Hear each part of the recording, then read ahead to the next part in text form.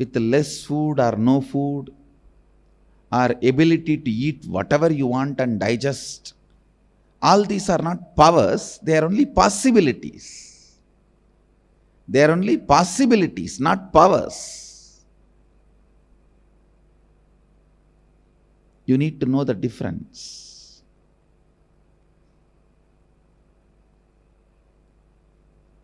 Physical possibilities, physiological possibilities. If you are able to sleep as long as you want, or able to be without sleep as long as you want, or able to sleep whenever you want and be without sleep whenever you don't want, all these are possibilities. All the memories recorded in your muscles, like your day-to-day activity, from brushing the teeth, taking bath. I have seen yogis who never brushed the teeth or took bath for years. You won't find not even one small smell around them. I literally lived around them. No 1, 2, 3. I have seen yogis. But even all this is only possibility, not power. Understand? Anything which you can directly express it by your own practice, without the conscious intervention, without the need of the conscious energy entering into you, without the need of the enlightenment energy entering into you, is possibility. Whatever you do in the level of possibility, many circus people will be doing it. Guinness record holders will be doing it. That does not mean they become enlightened, or they become spiritually aware of themselves, or they have developed the spiritual cognition. No. They may not have, but it is not must. Understand? The spiritual possibilities need to be awakened. Spiritual possibilities need to be worked. Spiritual possibilities need to be strengthened. In the level of muscle memory, your ordinary possibilities are awakened. Same way, if you awaken the muscle memory and complete with all the unnecessary patterns and reprogram the way you want, you can jump unimaginable distance. You may be able to make your body heavy or light. All these are only possibilities.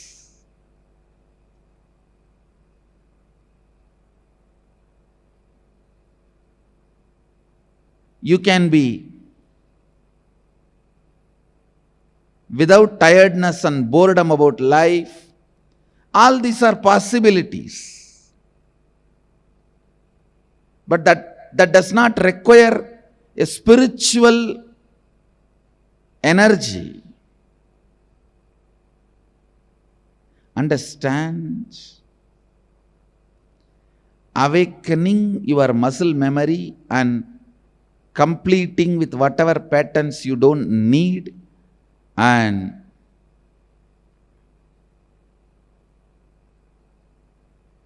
reprogramming the way you want, awakens the multiple possibilities, because all your day-to-day activities get recorded in your muscle memory.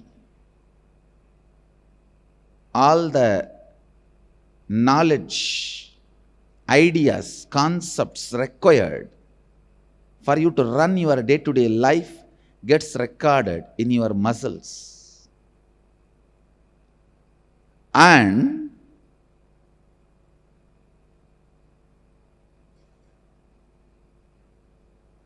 all your cognitions. Cognition means based on which you make decision.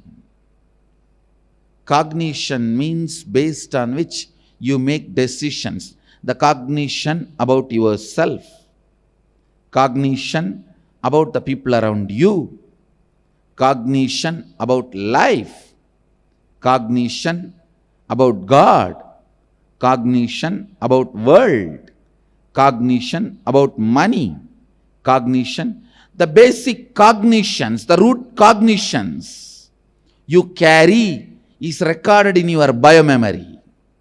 Understand? If you carry the root cognition, whole world is out there to cheat.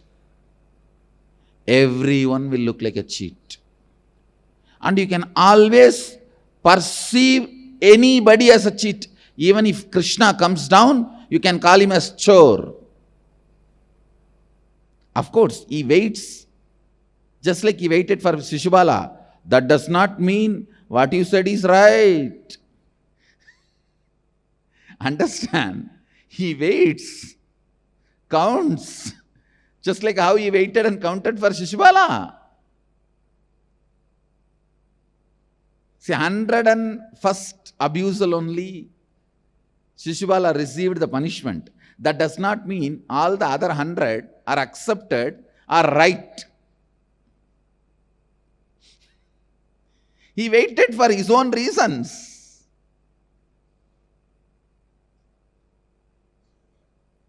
That does not mean Shishubala is successful.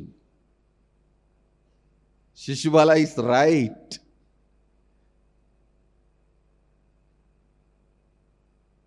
Anyhow, listen, when you think everyone is out there to cheat, you can perceive anybody as cheat. When you think everybody out there only to support, you can perceive anybody as a great support.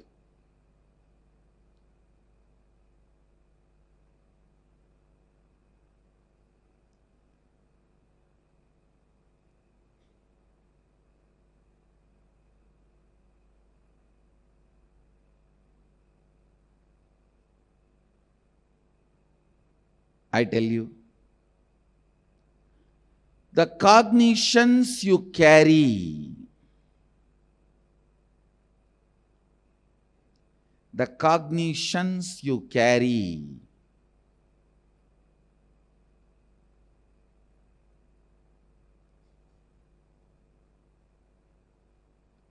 about yourself, about world, about others, about life, about God, about nature, about world. When those cognitions are completed, the limiting cognitions, which are called incompletions, when they are completed and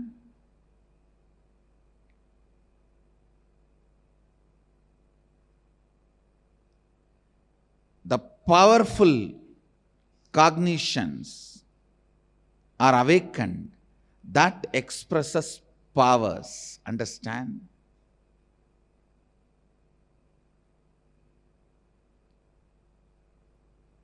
In the muscle memory, if your incompletions are completed, your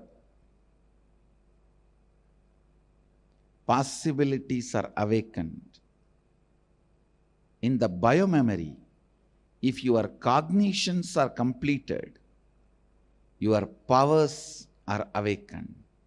Understand, when your small inner image, the inner image which was built accidentally,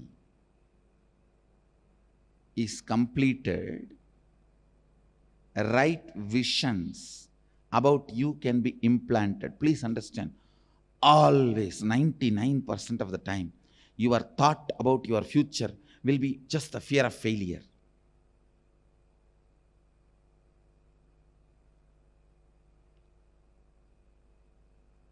Your plan, your vision about the future should be celebrating what you want as reality. That is only going to infuse energy, intensity for you to run. I'm going to be doing this. I'm going to be doing that. Understand? Possibilities. Possibilities are different, the powers are different.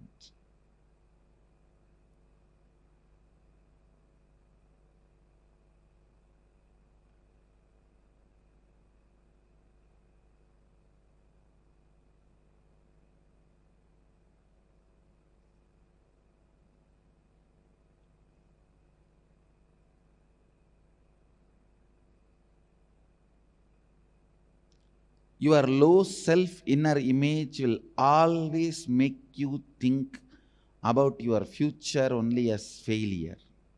When you complete with your lower self inner image, you will start having a vision. Means you just know, I am living to make what I want into reality. Understand that. That only is going to inspire you, make you do what you want. That only is going to push you to make what you want as reality. The moment you complete with your lower self, lower inner image, suddenly you will see not just so many possibilities alone, but powers will start expressing, because in the biomemory level, any completion is done, consciousness is directly opened up. For example, in the muscle memory level, if you stop eating, that does not mean your consciousness will be awakened. Of course, in the Nirahara Samyama, I use awakening your consciousness for your Nirahara. That is different. Don't compare Nirahara Samyama. Any man ordinarily, there are many people in the platforms, because of poverty, they master the art, the body automatically masters. Only once a day they eat, but they survive. And whatever they get in the roadside, they eat, but they digest. That does not mean they are spiritually awakened. The possibility in muscle memory is awakened. And I have seen people sleeping in the platforms, railway platforms, and the city area platforms. It's not that they are spiritually awakened, but their possibility of muscle memory is awakened. Listen, when your biomemory is completed, naturally, directly, it works on consciousness. Multiple powers are expressed. Actually, you just need to complete with the cognition given to you in the young age accidentally that you can't read through third eye. Just you need to complete with that cognition. You will simply open your third eye and start reading. You will simply start doing it. So many powers will start expressing the moment your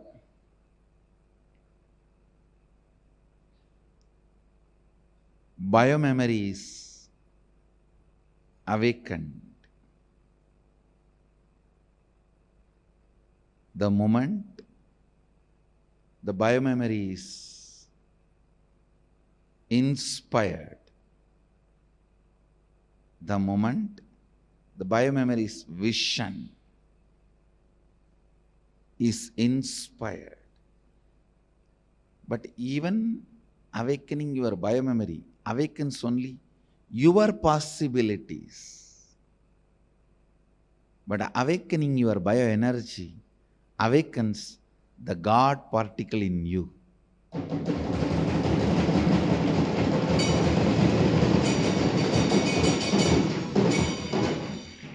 Nithyanandoham is all about the God particle in you. The way you wake up to you. The way the God particle wakes up to itself.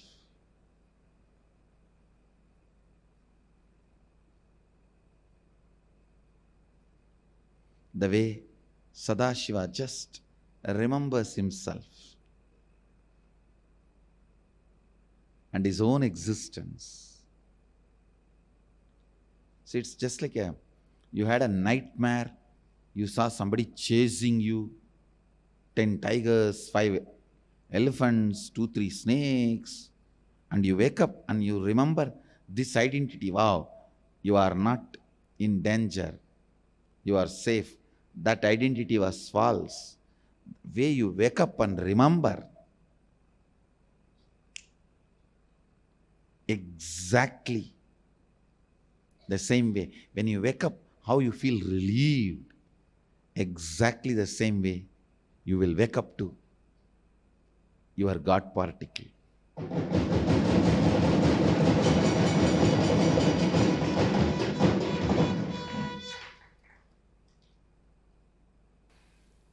Understand, when you wake up to the God particle, you won't tolerate even your own shortcomings. You won't tolerate even your own inefficiency. You won't tolerate even your own incompletions. That is life.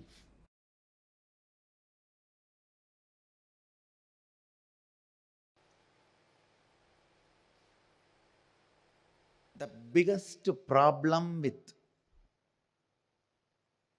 incomplete mind is whenever it develops wings, it tries to destroy the root, go against the root.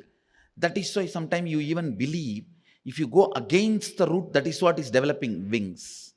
Just say no to your parents, you have grown up. Many of the kids, just to establish, hey, now I am a big boy, let me say no to father, whatever he says. By the time you understand whatever your father says is right, you have a son who says whatever you say is wrong. By the time you have a father, by the time you understand whatever your father is saying is right, you have a son who says whatever you say is wrong. From my own experience, if I have to give the essence of whatever I learnt from Arunagiri Yogeshwara, whatever I learnt from Arunagiri Yogeshwara, the essence is this: the more your mind raises, the more you will see everything in the form of solution. You will see everything is properly moving as it is supposed to be. The questions, doubt, everything will disappear. When your mind is becoming smaller and smaller, you will have more and more stupid questions. You will have more and more confusions and complications. Even if the solution is given, you will not be able to imbibe it, incorporate it, make it as part of you. You will continue to suffer with the same question like a rat. Understand? If you are finding the same solution for the same problem few hundred times in your life, you have small mind. That's the definition. If you are finding the more and more zigzag puzzles falling in place, the paradoxes, more and more paradoxes are falling in place, more and more the paradoxes settling in place, then you are expanding, you are growing. The essence master key shared in this verse is Sohamasmi Yosavasau Purushas Sohamasmi Tejo Yatte Rubangalyanadamandatte Vashyami Yosavasau Purushas Sohamasmi.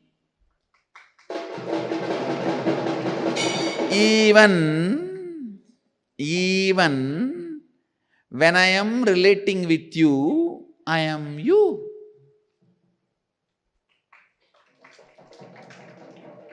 I may be having love towards you, I may be praying to you, sometime I may have even incompletion with you, I may even be fighting with you, I may even be negotiating with you, I may even be bargaining with you, I may even be getting trained by you, whatever may be, I just know I am you.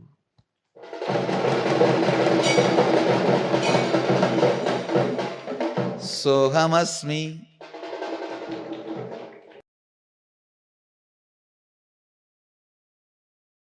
Actually, once your bioenergy is awakened, God particle in you is awakened, doing completion will be so easy.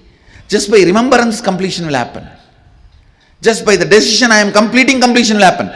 Completion will not be a spiritual practice, but it will be a spontaneous process. With awakened God particle, completion will become just a spontaneous decision. I am done, that's all.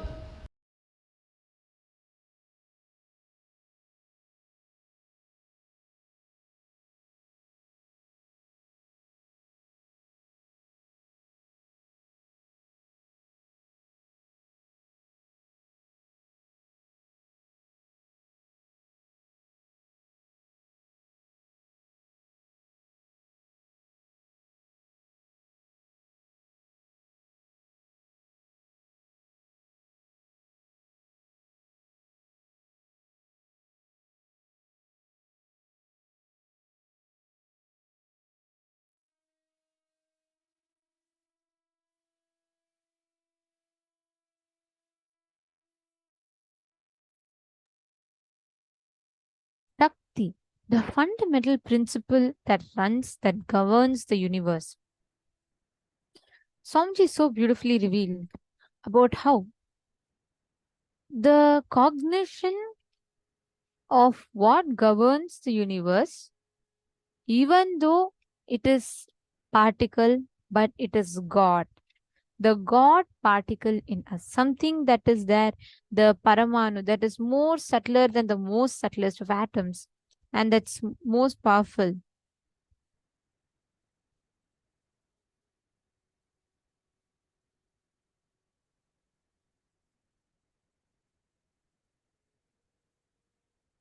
What is God particle? The basic unit of the I, the fundamental unit of Jiva, the unit of dimension, space, the unit of God, Shakti. All the three are one and the same.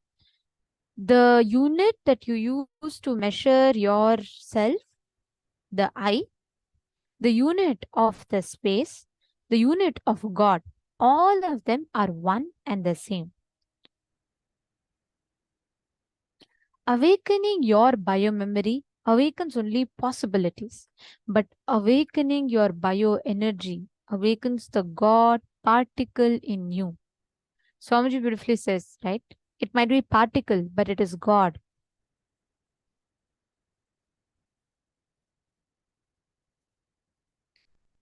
Awakening the God particle means reminding the God particle that it is God. Reminding the God particle that it is God. Maybe particle, but it is God. See, actually, every one of us carry this. How many of you understood about God particle?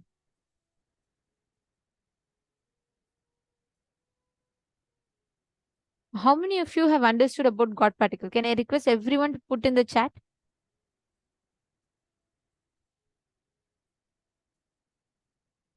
Okay, Malusi has some questions. Malusi, I'll answer your question. I'll just give in a few minutes, right after this exercise.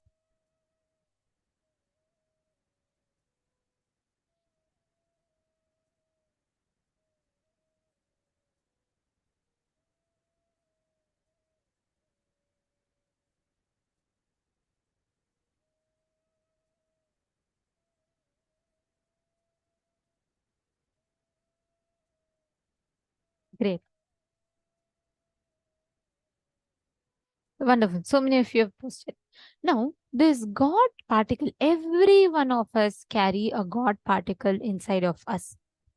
Right now, we associate only ourselves as a particle. Means we just think, okay, I'm just another normal person. I'm a matter. But we forget that we are consciousness. We are God. The God particles that exist in us. It might be a particle, but it is God. All of us carry this God particle inside of us. Whether we understand or not, believe it or not, everything around me, including the worst conflicts and problems, life killings, even if it is life destroying problems, we are the source. Swamiji tells this is the exact psychology of the God particle. If you catch it, you will master it. Just one powerful cognition,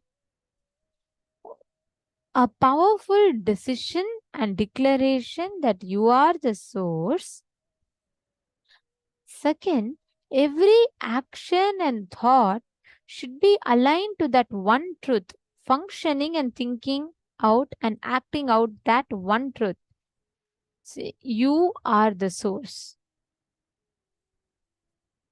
If you just understand all the physiological, psychological, neurological ups and downs are just to remind you your original state, the Sadashivoham. You will see continuously how all the ups and downs that you carry inside of you.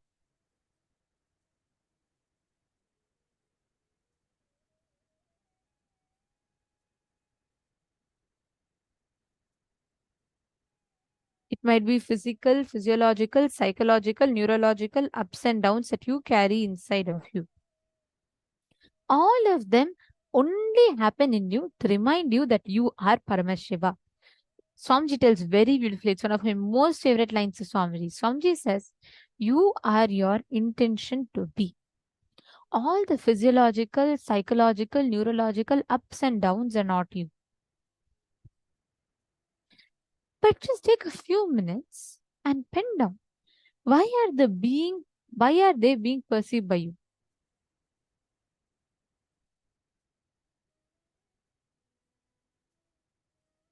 Pen down few of the ups and downs that you experience. Like for example, every few days once, you experience a lot of loneliness in you. You really go through a down. You go through a depression. And you don't know how to even overcome that. Pen down. Pen down all the ups and downs you go through in life.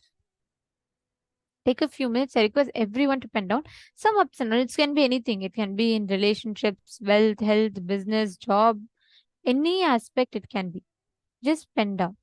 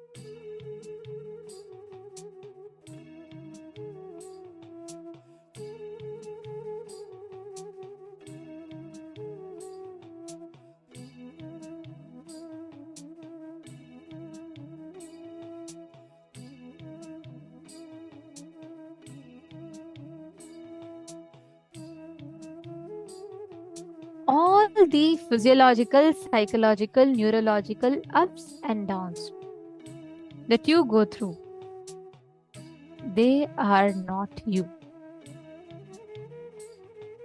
You are just your intention to be. Swamiji had so beautifully revealed this was just this one cognition. Understanding just this one cognition will have such profound impact in our inner space. The way we experience, the kind of shift that we have, it will be just so beautiful. Understanding this one shift in our inner space. Every one of you that are sitting here, consciously decide and declare you are not going to let any physiological, psychological, neurological ups or downs that you go through define you. You are just your intention to be. This God particle is a unit of Paramashiva. And when you awaken that God particle in you, right? It will have such a beautiful effect in you that your whole identity literally is rewritten completely. It is completely changed. That is the power of the experience. It's the power of the whole space that Swamiji gives us. Understanding?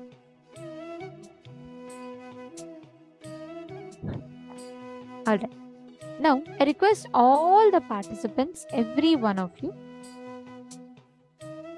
please take a few minutes and consciously declare inside you, inside your inner space, to not let any of the ups and downs affect you.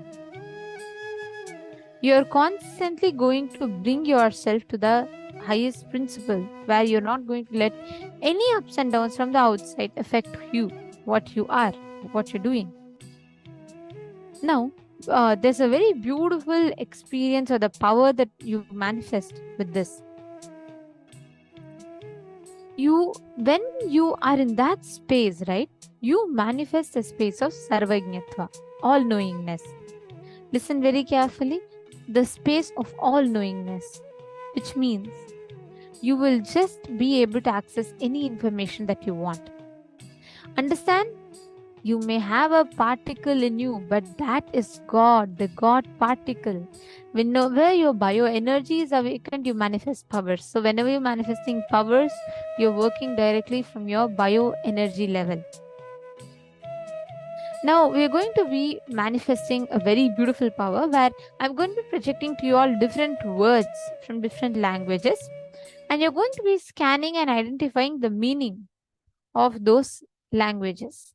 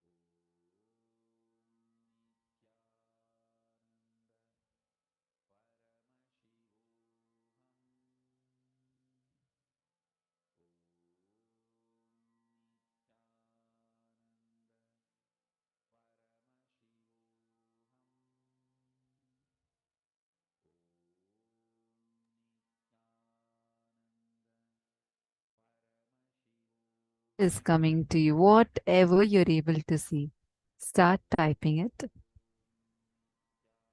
See, understand.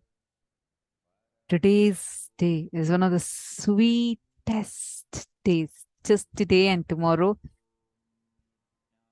it is literally you're learning about the most sweet, loving, ultimate relationship that your very consciousness can have.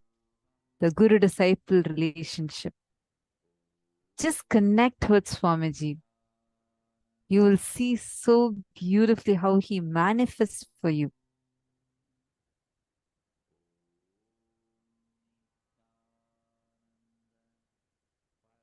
Masali Nyons is asking, I am Atma, the God particle. You need to discover your God particle by asking yourself this question. That is why in Kena Upanishad, it is like the second Upanishad in Hinduism. It says, Kene shetam patati preshetam manaha. It asks a question, not that who am I, but by whom am I? What is the source of me? Or see, even when you say, who am I? You're already coming to a conclusion that you exist. But in Kena Upanishad, it's such a powerful Upanishad that asks the question, by whom am I? Kena prana pranava praiti yuktaha kene shetam vachamimam vadanti. It asks the question, by whom is this speech even being enabled? How come the thinking is even starting? Who is it thinking? And by whom is this thinking even being operated? So use this chance, when you have this beautiful question, use it as a chance, as an opportunity to delve deeper inside of you. Ma Lucy has asked, can being granted a boon by Shukra, Asura Guru, lead to accumulation of bad karma or negative life consequence on the self or others, since he doesn't judge morally our prayers? Or is there a cap or delayed manifestation placed upon each one of us so that we do not go over the disbalancing the karma quota? OMG. This is literally how you can see in this one question the impact that society has had upon us, that we think, wait, is there a cap in this? How can something be so good? Too good to be true, but it is true because it's happening today and I'm going to experience it. So is there a cap? Is there a catch? Like some small fine print somewhere hidden? Or is there a disclaimer that I'm missing to notice? Malusi, don't worry. There is no disclaimer. There is none of those things. Understand one thing. Paramashiva gives. Shukracharya is a giver. He gives and gives. When Paramashiva is in the Ananda Spurana, when he's in that ultimate samadhi state, the semen energy of Paramashiva manifests as Shukracharya. Understand? He is the ultimate giver. He just gives. He just doesn't judge people. Literally, Swamiji. Really, if you see Swamiji, if you've lived around Swamiji, no matter what kind of a situation it would be, no matter how much of a mess or things you would have done, he will know your entire past, not just from this birth, from all the births together. He will not judge you, not give up on you. And see, there's this concept, right? Like you fail in the outer world, if you fail in something, let's say even 2 or 3 times, your manager is not going to trust you. I'm just in a very corporate environment. Even once you fail, you're sometimes even kicked out of the project. You're fired, and you're there to go looking for another job, or probably you're demoted. This exists in the human society. But at Swamiji, how many ever times people might fail, Swamiji has never given up. Never. Like, you would not understand the way Swamiji functions. You'd be like, God, like, why? Why? Is it like what question you're having right now? Like, is there a cap to this? Because you would see, he would not judge you, not give up on you, not hold even a slightest grudge against you. One of the once what happened, someone, a kid who joined Gurukul for a few days, and then she left Gurukul and she joined, like, she disconnected herself completely. And when that person, even though that person had just disconnected everything, they were thinking, okay, if she again wants to come back, why would she be allowed inside? Swamiji is saying, no, you guys don't know. Even if that person has given up on me or disconnected from me, I have not given up on her. I will never give up on anyone. Once they have come to my breathing space, no matter who it is, I have never ever given up on anyone, and I will never give up on anyone.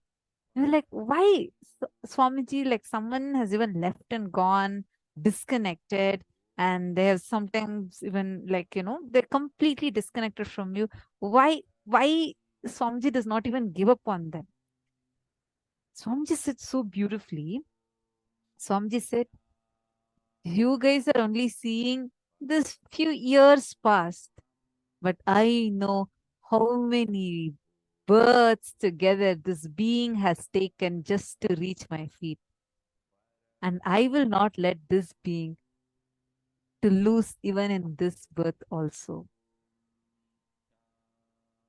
I was like, when I heard this Swamiji actually told one more person, I was really in tears. What a being! What a being! If you just see, when you see Swamiji as just avatar, we take all these things for granted. When you start even observing these things, you just, every time I remember Swamiji again and again and again, we just fall in love with the way he is.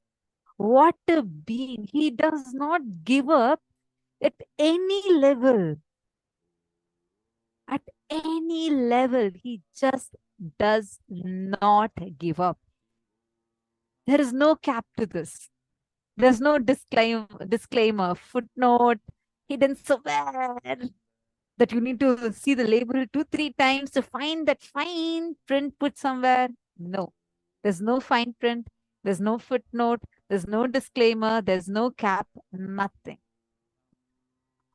Understand, that is living with Paramashiva. Like, it's something beyond your logic. It's just magical. No matter what, he will do the tyaga for you. He will do the tyaga. And on top of doing the tyaga, he'll sacrifice so much for you. And whatever comes good out of it, he'll give that goodness also to you. You will get all the punya. On top of that, he'll even give the credit also to you. You'll be like, Swamiji, I clearly know you did this whole thing. And now you're gifting even the credit also to me, not just the result. Understand, if you live around Swamiji, you would very clearly know Shukracharya. We are thinking this one day in one darshan, you're getting the Shukra initiation. Living around Swamiji, you will experience it 24/7. in a much, much, much deeper level. Imagine and see, he doesn't even judge you. How can someone be like that? Like, not hold a grudge against you. Even you would have given up on yourself. You will be like, no, Swamiji, I think I've like utterly failed in this. I don't think I can even do this. This is like impossible for me. Swamiji will say, hey, you are Paramashiva. It's just a decision. Till now, even 100 times you have failed does not matter. If you give up, now is the thing you're doing, you're declaring yourself as a failure. Stand up, do it. You can do it.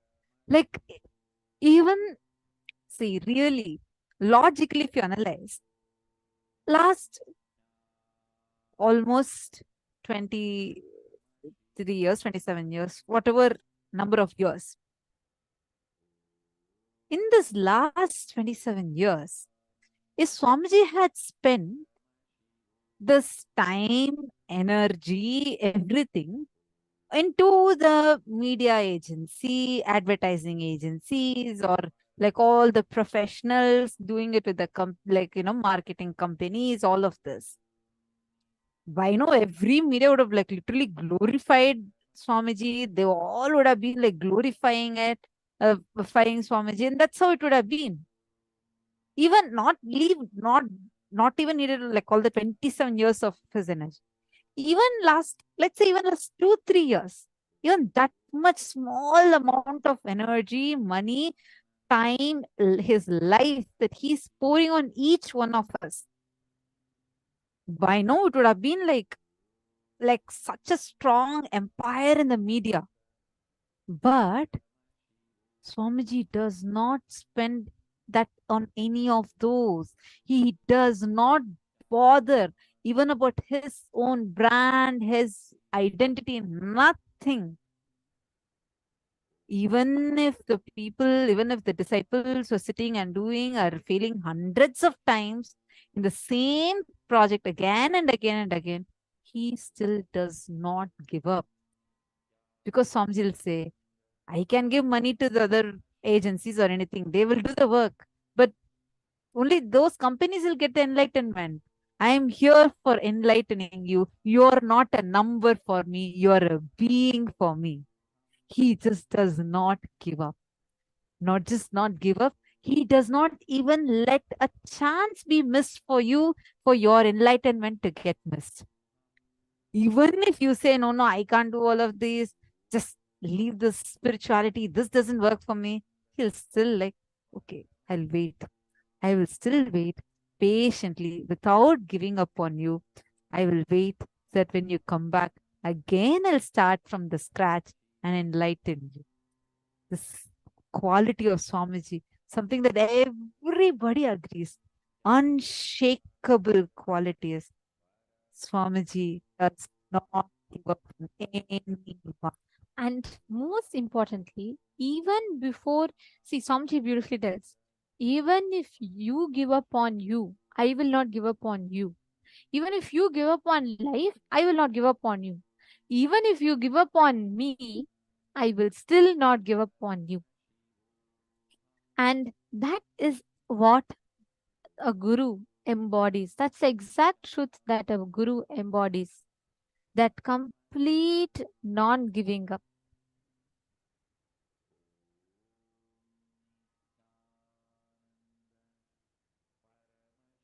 Are you understanding, Lucy? See, just cognize this. So beautiful, Ma. Thank you so much for sharing. I truly appreciate your answer. I understand now. Amazing, Ma. What a grand blessing this is.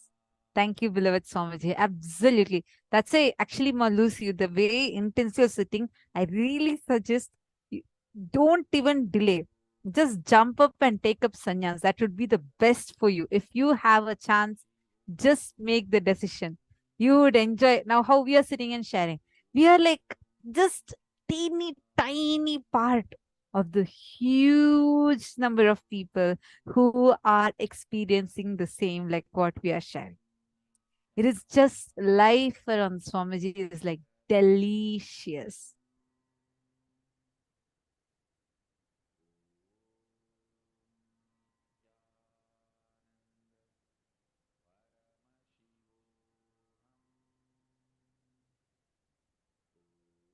all of us will be able to experience this. See, today, whatever you're experiencing in Shukra initiation, see, Shukra initiation is such a beautiful space where you can be just you. Understand, being yourself has become like a nightmare in the current society. You just can't be yourself, right? You, even if you don't want, you're forced to put a particular mask saying this is, you see, okay, at least for politeness. I was seeing a video someone had posted saying that how, like, it was when on the social media, someone had posted saying that how even if they are very depressed, everything, they need to put makeup on their face and draw a fake smile just so that they occur beautifully. I was like, oh my God, seriously? It's so difficult to even be you. Even if you're walking on the road without having to talk to people, you still need to wear a mask, like a mask of your identity. Understand, that is the way society is currently. But in Shukra Darshan, Swamiji gives all of us a great blessing to be unfiltered. Just be you. With a commitment to you, no matter what, you will not be judged. Even if you're asking the most morally, socially, really, really wrong boons, don't worry. Malusi, for addressing the very first part of your question, I just want to tell one thing to you. Do you think Paramashiva will bless you with something that will not be good for you? Never. He is the most compassionate, most compassionate. Whatever he gives is his Guru Prasada. Whatever he showers, even if you ask for something really bad, let's say it actually is going to cause a bad suffering for you. Even if he blesses that and simultaneously takes care of you. He will make what you want happen, and on the other side, he would also be protecting you. It's literally like even the worst thing, he'll just have you in his hug, protect you, and make sure whatever you want, you enjoy, you play with the delusion, but I'm still there protecting you. Just has simple integrity with Paramashiva Swamiji. That simple integrity with Swamiji is all that is needed.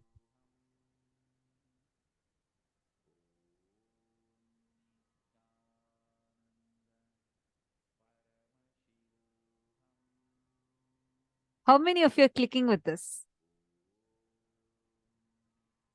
Just cherish this cognition in you.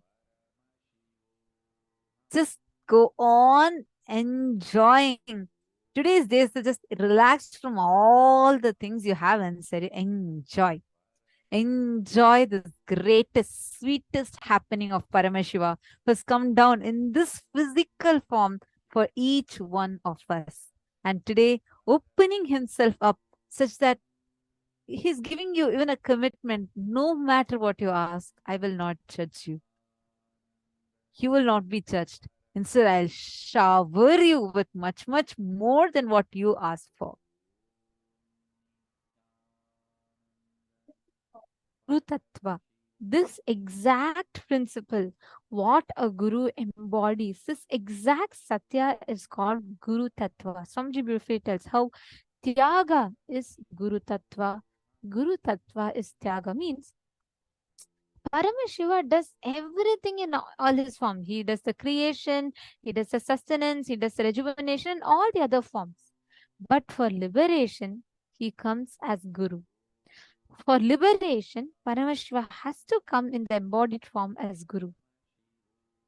And only that can help, that can lead humanity to liberation. The principle, the tattva that Paramashiva represents as Guru is Tyaga. Tyaga is Guru Tattva and Guru Tattva is Tyaga. Swamiji has very beautifully spoken about this exact principle, actually, where Swamiji tells about the Tyaga. And Swamiji tells what is the exact thing that pushes Paramashiva to incarnate on planet Earth, and what exactly is the responsibility of Guru. Let us now listen to that revelation. The space which literally makes the Maya shiver and breaks, takes you from the perceptional reality to the real reality. That space is called Guru Tattva. Listen. Listen intensely.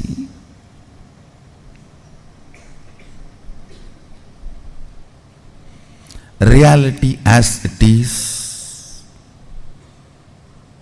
Sadashiva, because Karana and Karya can never be separated. Me and my actions can never be separated. You and your actions can never be separated. But you and your reactions can never be together.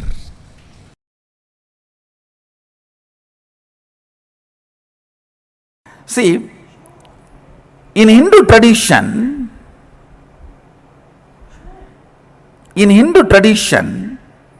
Guru Tattva is worshipped, not the individual. See, anybody who has achieved that space, who opened up to that space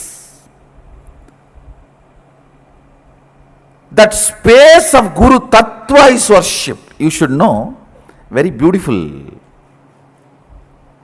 sloka from Agama.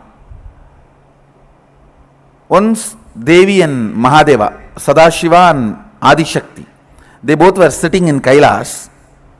Suddenly Sadashiva bows down with folded hands with a tremendous respect. Devi asks, "You are the Brahmanda, you are the Bhuvananda, you are the Nayaka, Lord of the universe. To whom are you bowing down?" Sadashiva says, "I am bowing down to Guru Tattva, on which I am constantly meditating. I reside. Guru Tattva is much more than God in Hinduism." Then he delivers the whole Guru Gita. The whole Guru Gita is delivered to him, delivered to Devi by Sadashiva with this start.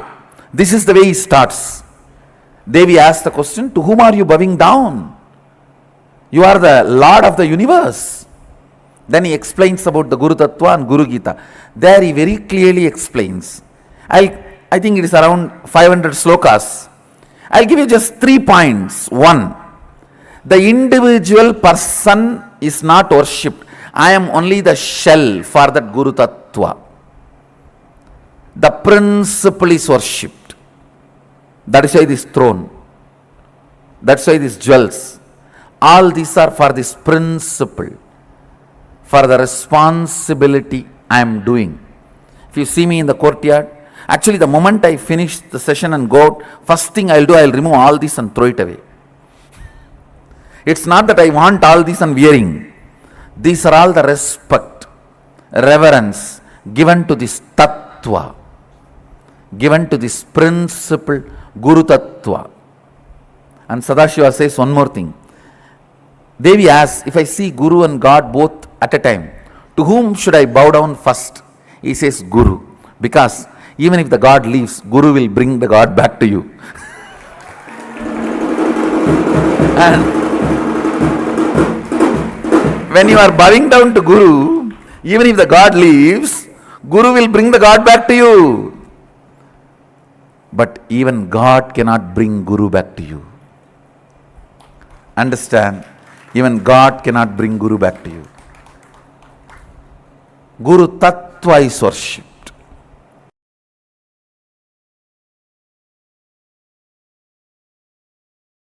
I'll start with one incident happened between me and Arunagiri Yogeshwara. Once, Arunagiri Yogeshwara, my guru, gave me an instruction. And then he asked, will you do it? I was shocked. Please understand. I used to use all my resistance, fighting, using all the bad words, everything with other gurus.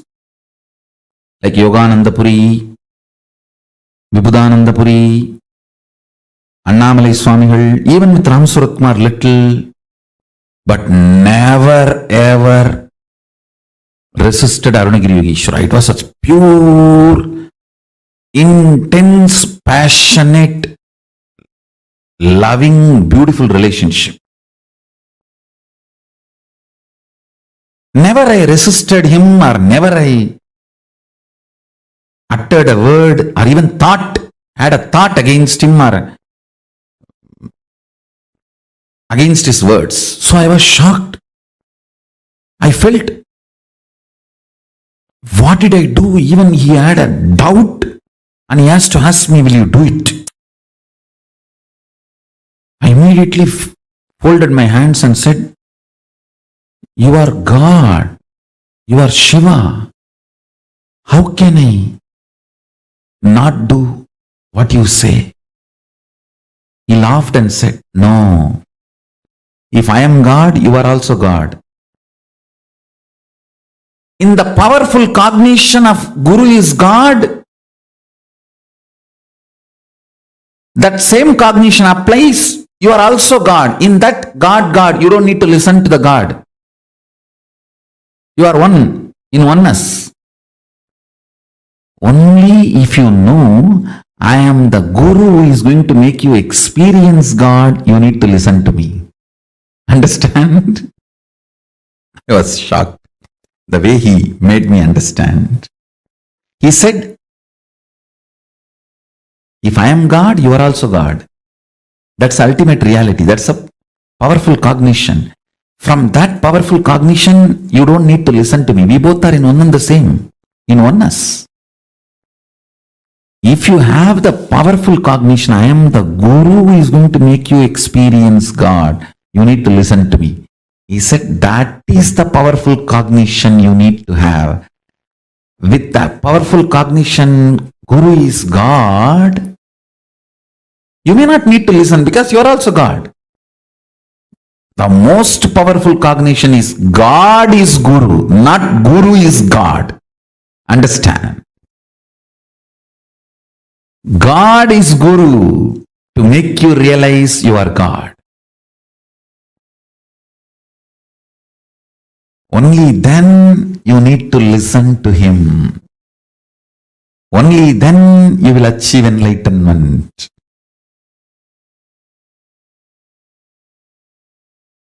Surely it was a completely different altogether. Huh? Yes. Yes.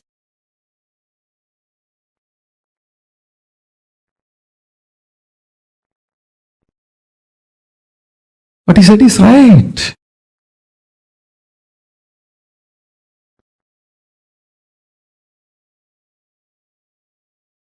Not that God is Guru, Guru is God.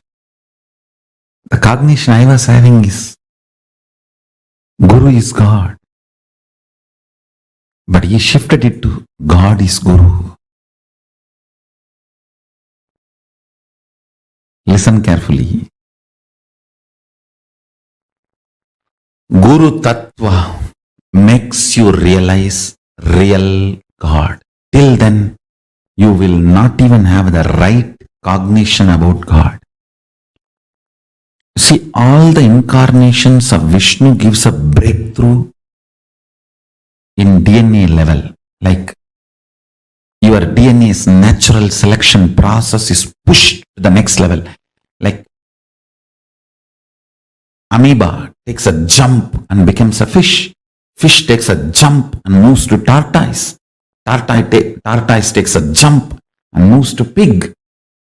Pig takes a jump and moves to animal man. This big pushes the natural selection process is given a breakthrough by Vishnu's incarnation. Conscious decision process is given breakthrough by Shiva's incarnations. Understand? Great incarnations of Mahadeva, like Kalabhairava, Veerabhadra, Munishwara, Durvasa, all those beings give great conscious breakthroughs.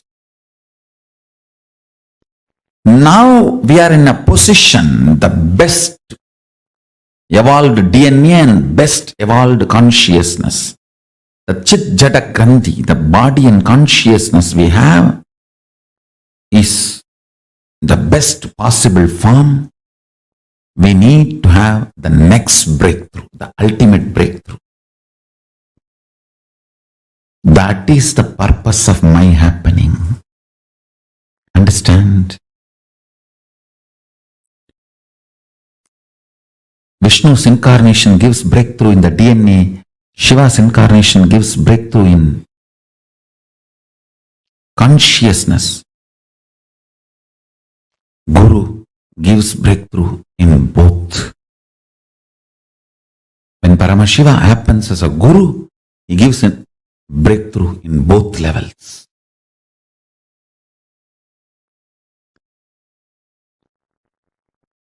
Guru Tattva is respected and revered in Sanatana Hindu Dharma far more than any idea of God.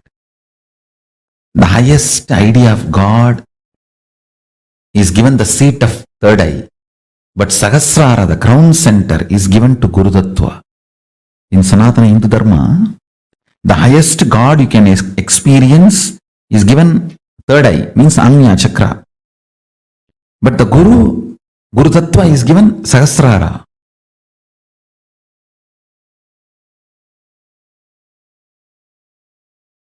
Listen.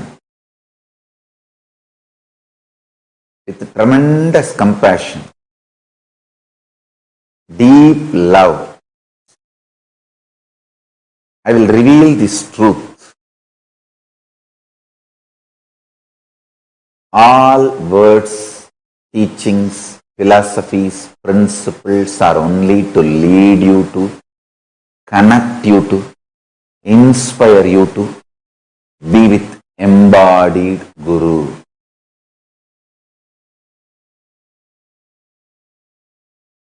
Once you find the embodied Guru, Guru Vak is your Shastra, Guru Vak is your scripture, Guru Vak is your principle, Guru Vak is your philosophy, Guru Vak is your Veda Vak. Understand? Your mind is so cunning. It uses all the strategies you used against others, against you. One of the most beautiful things happened in me is I can't relate even with me without Arunagiri Yogeshwara being within me. Understand? When I walk, I can see very clearly my inner space when it gives command. It is only that Arunagiri Yogeshwara giving command to walk as he used to walk, as he is walking. To the idea of right, to the idea of wrong, to the idea of good, to the idea of bad, to the idea of sin, to the idea of merit, to the idea of beauty, to the idea of ugly, to the idea of duality, to the idea of oneness. Anything I cannot relate with it without the embodied Guru's existence in me.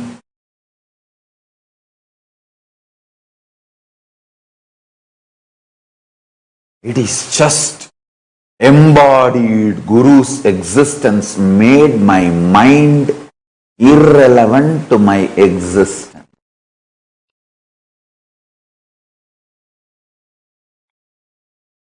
So the delusion becomes irrelevant. Maya, Trubhava, delusion is irrelevant to me and to my existence.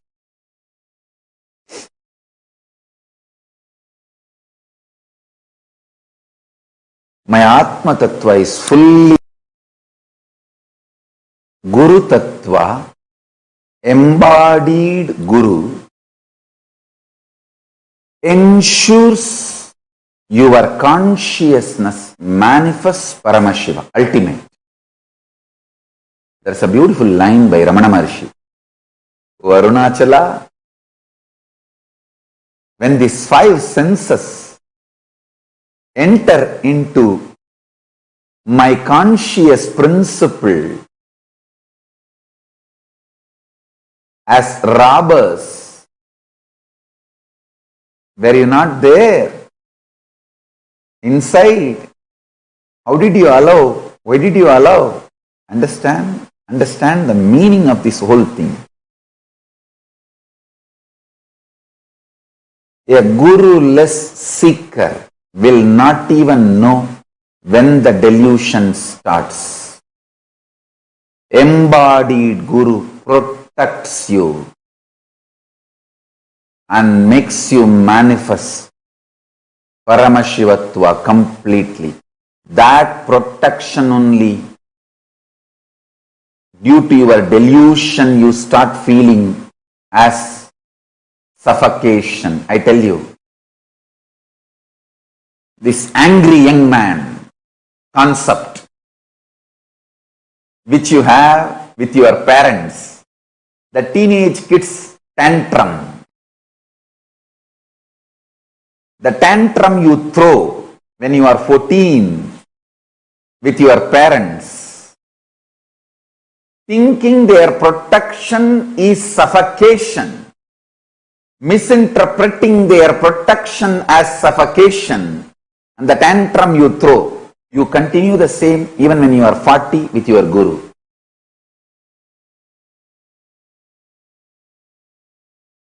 Falling in love with your higher personality, Guru. I can see very clearly, whoever is in love with me, they are in love with integrity. Integrity is so smooth for them. When there is no love, you use every methodology to either believe integrity is not possible or cheat that you are already integrated without living it. Understand? The scale to measure whether you are integrated or not, you will manifest Sadashivatva, me. You will manifest the powers I am manifesting. You will manifest everything. Understand? Love, becoming, listening, or integrity is what I call literally living enlightenment. Because I have so much love, I can supply. If love is the raw material, I can supply enough raw material for you. You just need to convert that into listening and integrity. When you waste the raw material only, I say, all right, stop the supply now.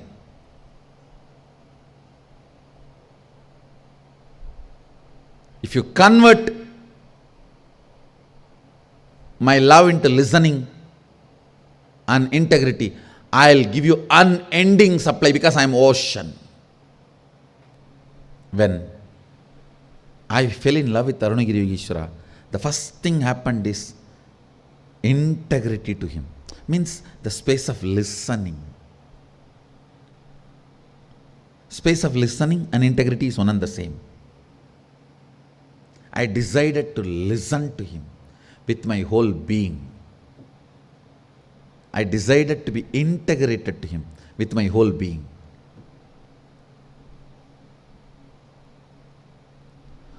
Falling in love can either make you decide to possess and squeeze and suck and exploit him, or it can make you decide to be integrated and listen to him.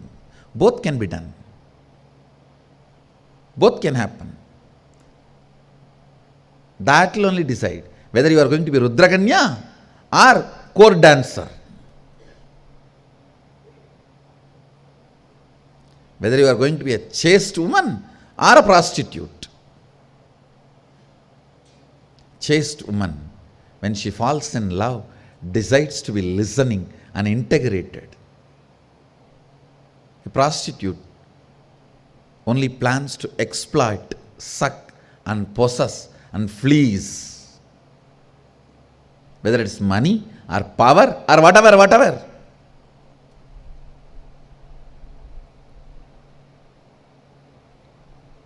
Same thing for man and woman both. It is not gender based, it's gender neutral. A real disciple, man, when he falls in love, he decides to listen and integrate it. Or he plans cunningly how to keep everything under the control and have my share of power, everything in my hand.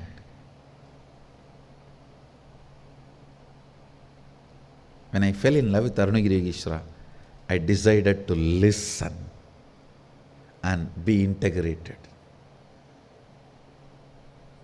How to prove I am in love with him? He is not missing anything that I can add. The only way I can prove that I am in love with him is my integrity to him. That's the only way I can prove I am in love with him.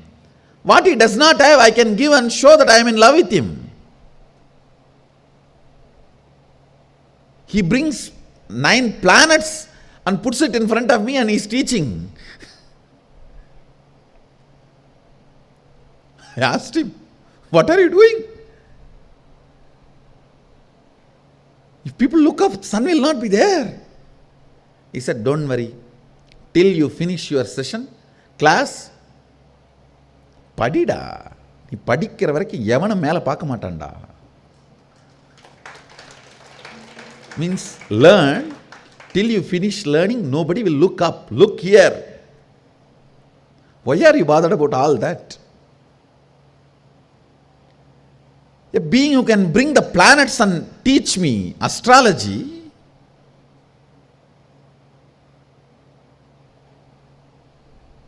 what can I give him? My integrity is the only gift, or my integrity is the only way I can say I love you. The only way I can tell him I am in love with you is just being integrated to him.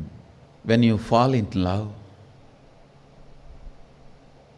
the first thing should happen to you is deciding to be listening, integrated. If you hit the bottom, oh, how much I can sacrifice? You hit the rock bottom, water is not going to come in this borewell. Borewell failure. If you don't know, integrity is the only way I can tell him I am in love with him. Then you are Ganga. You are Ganga. You are Ganga. Ganga can change her very biomemory quality of flowing downward and break that and can go upward just to touch the feet of Vishwanatha in Kashi.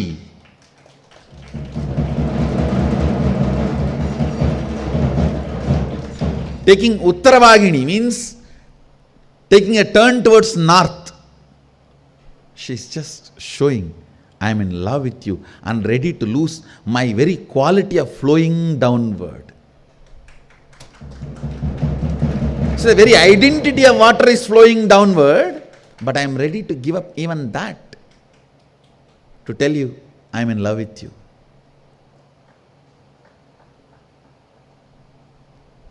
That is the integrity.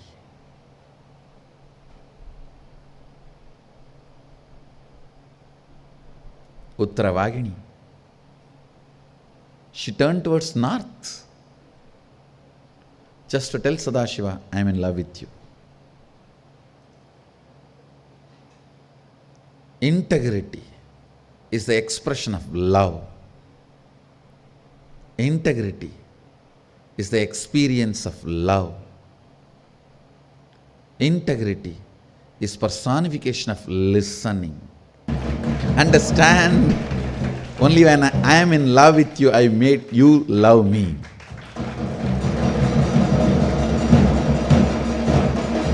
The biggest gift you can receive from the Master is Guru Bhakti.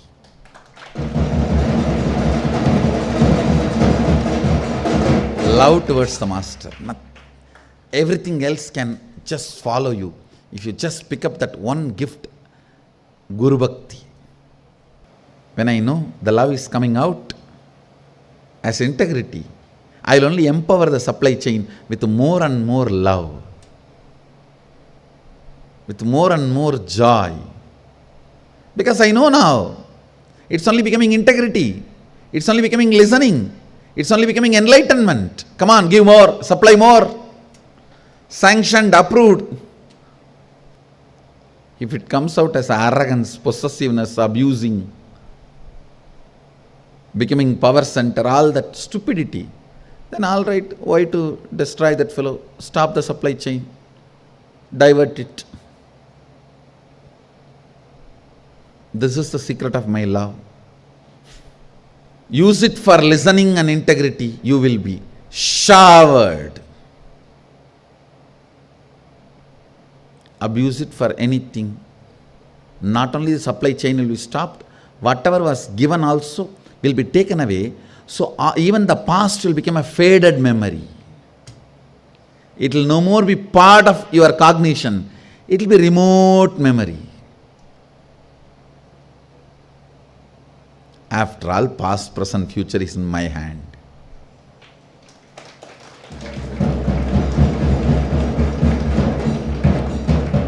Not out of arrogance. I am neither arrogant nor humble. I am straight.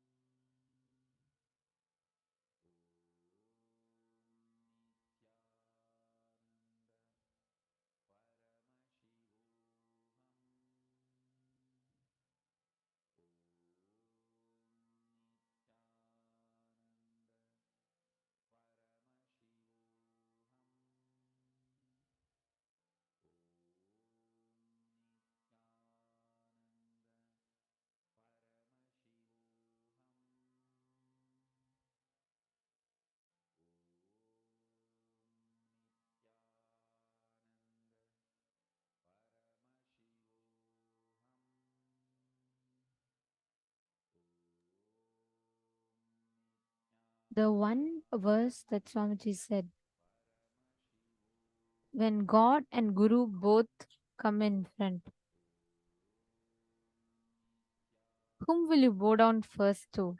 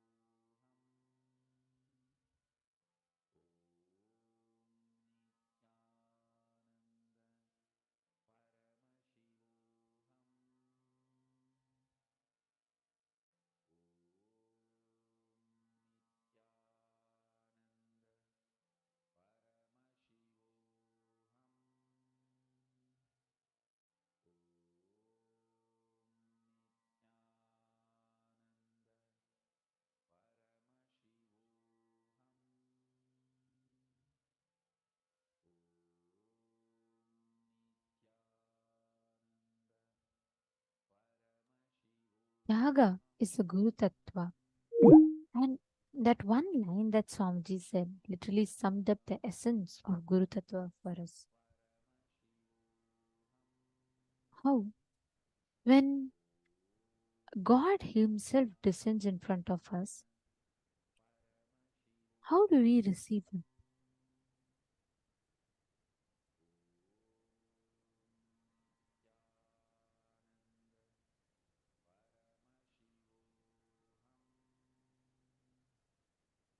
How do we receive that God? Bowing down to the Guru, because Guru pointed you to the God. This powerful incident that Swamiji explained, right, from his life.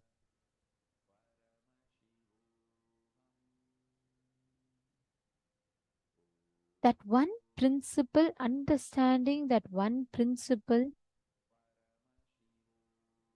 gives us the essence of a guru-disciple relationship.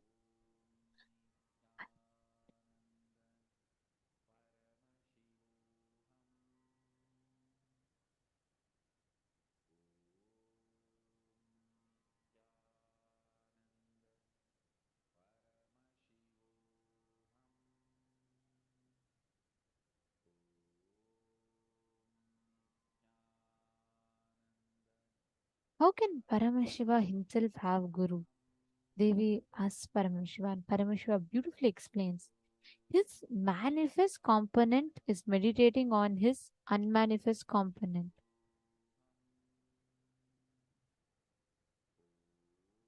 His manifest component is meditating on his unmanifest component. The manifest component of God is Guru. The unmanifest component of Guru is God.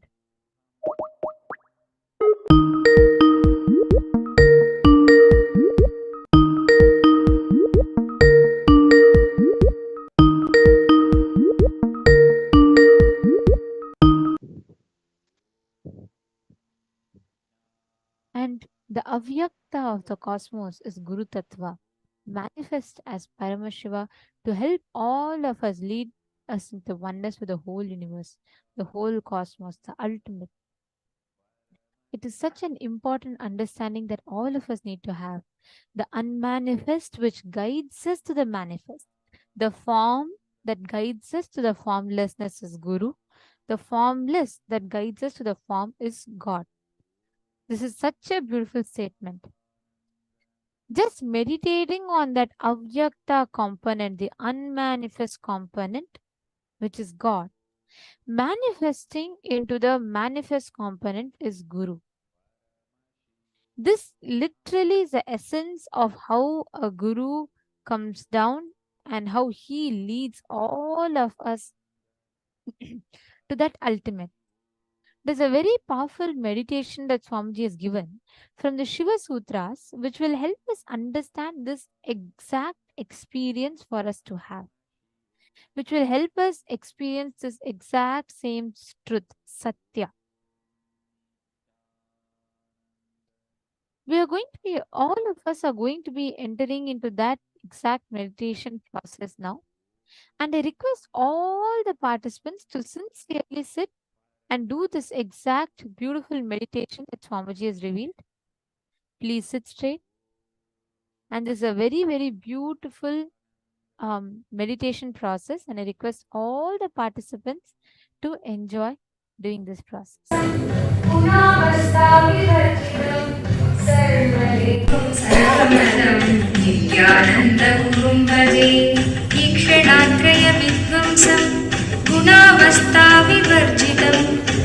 सर्वदेवं सर्वमतं नित्यानन्दगुरुं भजे ईक्षणात्रयविध्वंसं गुणावस्थाविवर्जितं सर्वदेवं सर्वमतं नित्यानन्दगुरुं भजे सर्वकर्तृत्व भोक्तृत्व नियन्तृत्व विवर्जित.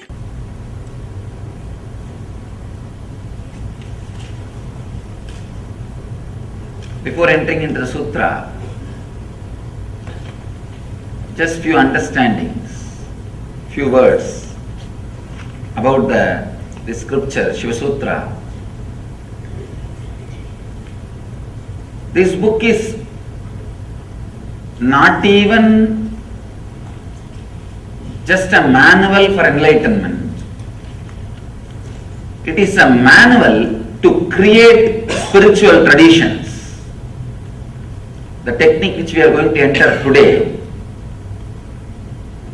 is the base of whole Buddhist tradition. Each technique each meditation technique which is described in this book is a base for one religious tradition, one spiritual philosophy. Out of this one meditation technique, whole Buddhist tradition is born. Fortunately, this book is older. That is why we are able to say from this book it started.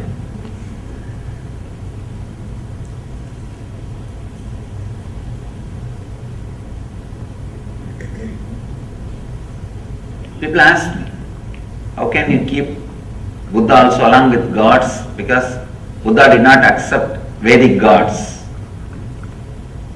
If you read deeply, Buddha never said there is no God or God does not exist.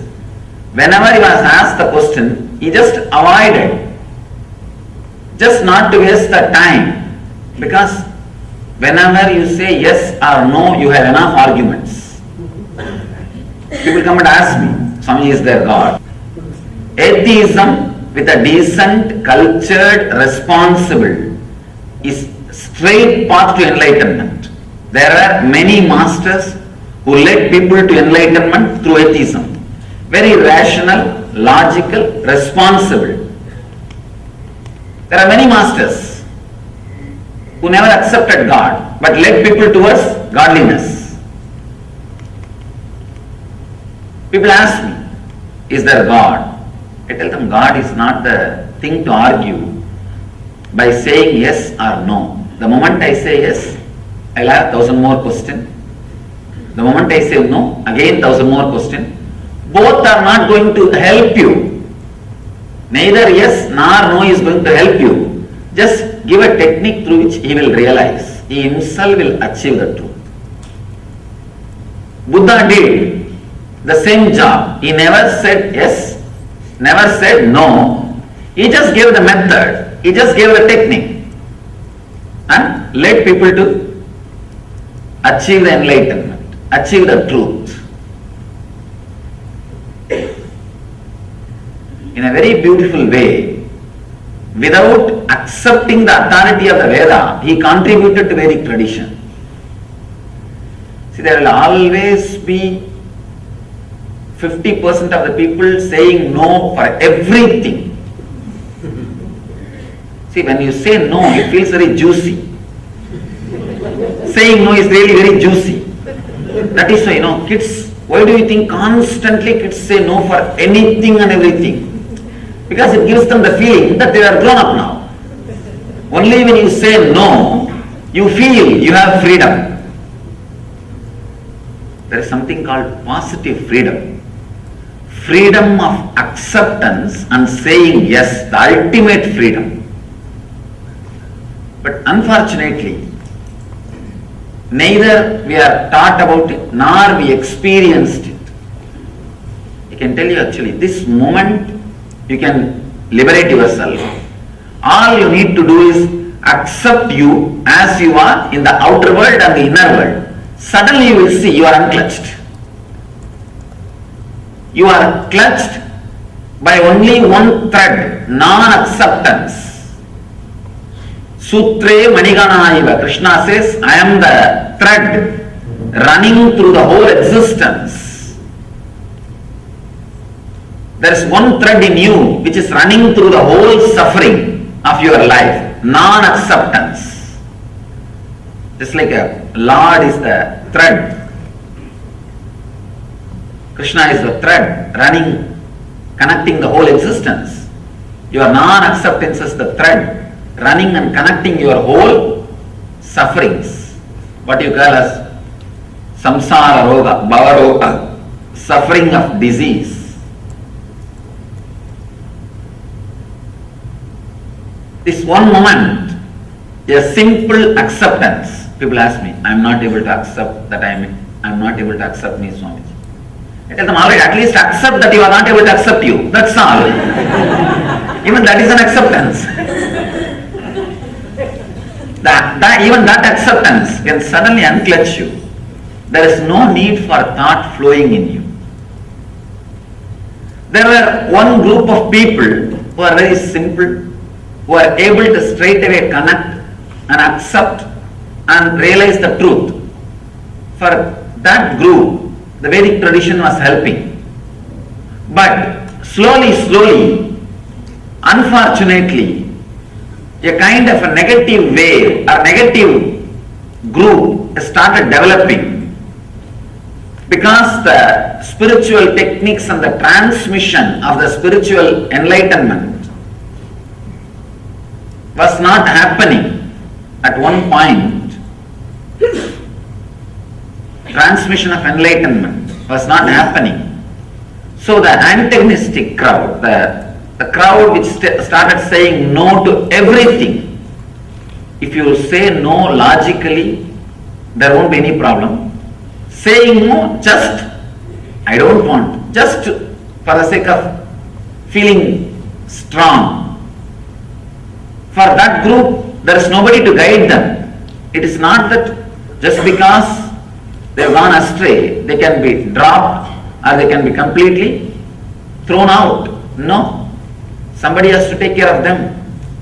So then divine descends as Buddha, who gathers all the dropouts, gathers all the people who say or saying constantly no. He also gathered all of them and said, yes, he played the same tune. He played the same tune, but I can say among the masters, Buddha is the master who contributed maximum number of enlightened beings to the planet Earth. Maximum number of enlightened beings are contributed to planet Earth from the Buddhist tradition. Directly from Buddha. When he was alive, fortunately he was in the body for more than, you can say 80 years. And he became enlightened around 40. 40 years enlightened public mission. He created at least 10,000 enlightened beings. I think even now it's a achievement. I don't think anybody else has done much more than that. He contributed so much without directly saying yes or no to the question whether God exists or not. He straight away gave the technique, and that technique is from this sutra. This is the sutra which forms the core, center of the Buddhist tradition. Let me read the sutra, then we will understand. Unminding the mind, keep in the middle until it drops.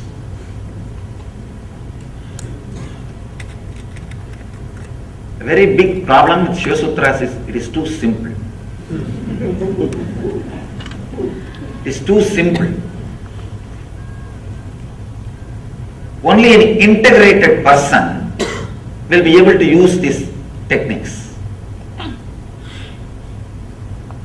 These are like a fire. Only a person who is ready will straight away explode by the touch of the fire, by the touch of the Shiva Sutra. There's a beautiful Upanishad story. One disciple goes to the master and asks, Master, give me enlightenment. Just master repeats, Tattvamasi Svedagedo, Tattvamasi, Tattvamasi Svedagedo, Tattvamasi, that art thou, that art thou. 9 times he repeats, and the disciple is enlightened. Story ends. Not 9 times, I don't know how many times I have to repeat. Why it is not happening? The reason is the Svedaketu was fully integrated, burning to receive the truth.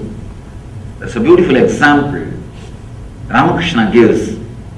The mother pearl will be waiting for the rainwater. The mother pearl makes the pearl with the rainwater. When the rainwater falls, he just carries the rainwater into his womb and goes down into the ocean. And whatever process he does on the rainwater only becomes a pearl. So just like mother pearl waiting with a wide open mouth on the ocean above the water, she will be just waiting for the rainwater. She cannot take the salt water and make pearl. She needs pure rainwater. The moment one drop rainwater falls on the pearl, mother pearl, immediately she will go into the ocean, deepest layer, and she will start doing the process. She will come out with the pearl.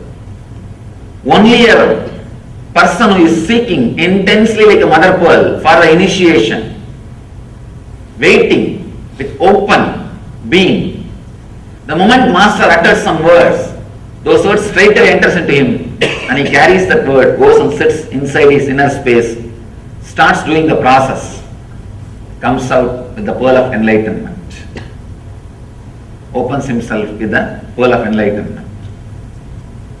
Only that intense seeker, even few words are enough. Even few words are enough. You will see suddenly the being blossoming, expanding and expressing itself. It's a simple word, just like Tattvamasi. Tattvamasi is it's called as Mahavagya. That art thou. It's called as Mahavagya. Means the word which straight away gives enlightenment. Vakya which straight away leads you to the experience of the Mahat, the cosmos, is Mahavagya. In this book, every line is a Mahavagya. Every word is a Mahavagya. He just says, unminding the mind, keep in the middle until it drops. Buddha calls it as a Madhya Pantha, middle path.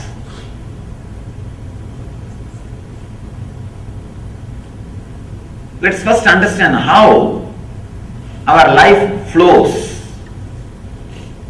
Either it flows based on the greed, non-acceptance of your present state, non-acceptance of your present state, that becomes a driving force and starts moving. That's called rajas. We call this as a rajas, restlessness. The next thing, non-acceptance of the inevitability of the life and death, fear. When you don't accept the present moment, you start aspiring for more, and there comes greed, rajas, restlessness. When you are not ready to accept the future moments, that becomes fear, tamas. Understand? Non-acceptance of the present moment leads to greed. Non-acceptance of the future moments which may come leads to fear. When we can't understand, when we are not ready to relate with the inevitability of the life, you need to understand that word inevitability in a very deep way. That's a beautiful commentator, Bhashya, Swami Lakshman Ju. He was the one Swami whom I really wanted to meet, but he passed away. Just to meet him, I walked more than 9 months, but by the time I reached the place, I heard the news he passed away. He was the one great soul. I always repent by not taking the right decision at right time. Whoever I wanted to meet in my wandering journey, I never missed. I heard about him, I read one of his book, had a very strong feeling to meet and started. Unfortunately, I had that foolish vow of not touching the money at that time. So I had to walk all the way. I felt that vow is supposed to help me towards enlightenment. That vow itself has finally disturbed me. It has become an impractical vow. By the time he was very old and he was sick, I also heard, I know that he was sick and I know he may pass away at any time. But somehow I was walking. By the time I reached, he passed away. His he beautifully comments. I wanted to remind and give the credit for this great treasure which is shared with the world, and offer my gratitude. That's the reason I remembered him now. He very beautifully explains the inevitability. For example, now I am sitting here and you are sitting here. Next moment, if you want, you can go from this hall to that hall, this hall to the outside room. This is a kind of a freedom. Second thing, you can only go, but you can't fly. You have certain freedom and you have certain bondage. Understand? There are few things which you can do. If you want, you can move the right hand. If you want, you can move the left hand. If you want, you can stand up and walk. But you cannot fly. The inevitability means this moment, whatever power you have, you will be able to handle those power. Whatever you don't have, you don't have. You may think, it is a simple thing, why do I need to contemplate about it? If you look into your thinking system, you are constantly struggling to do something which you very clearly know you can't do it. Many times you are constantly hitting the wall. Hitting the wall gives you ego satisfaction. Understand? And not only that, many times you are struggling. Actually, corruption which happens in your inner space,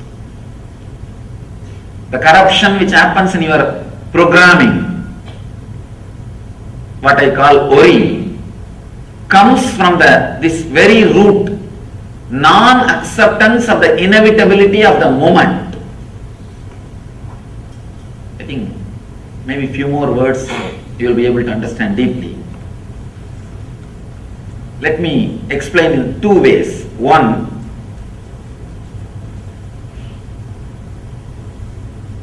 now, next moment if you want, you can go out or you can stand or you can be here.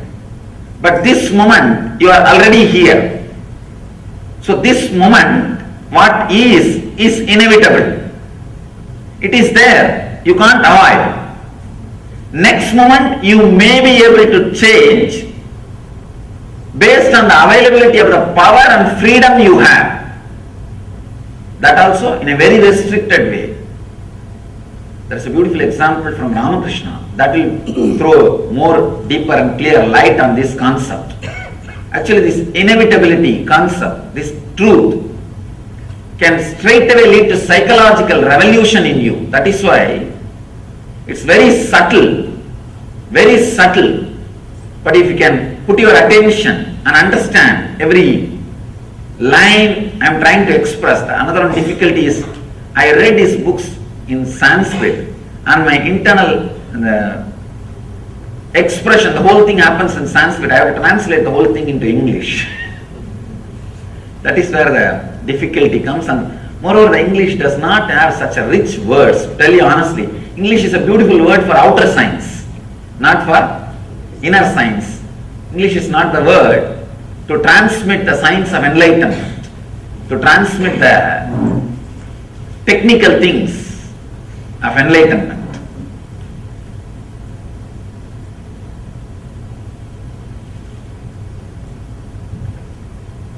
Somebody asked Ramakrishna, is everything in the life is a fate or individual freedom? Do we have individual freedom or everything is predestined? Ramakrishna says beautifully, if a cow is tied on a wall or a pole, 5 feet rope is there.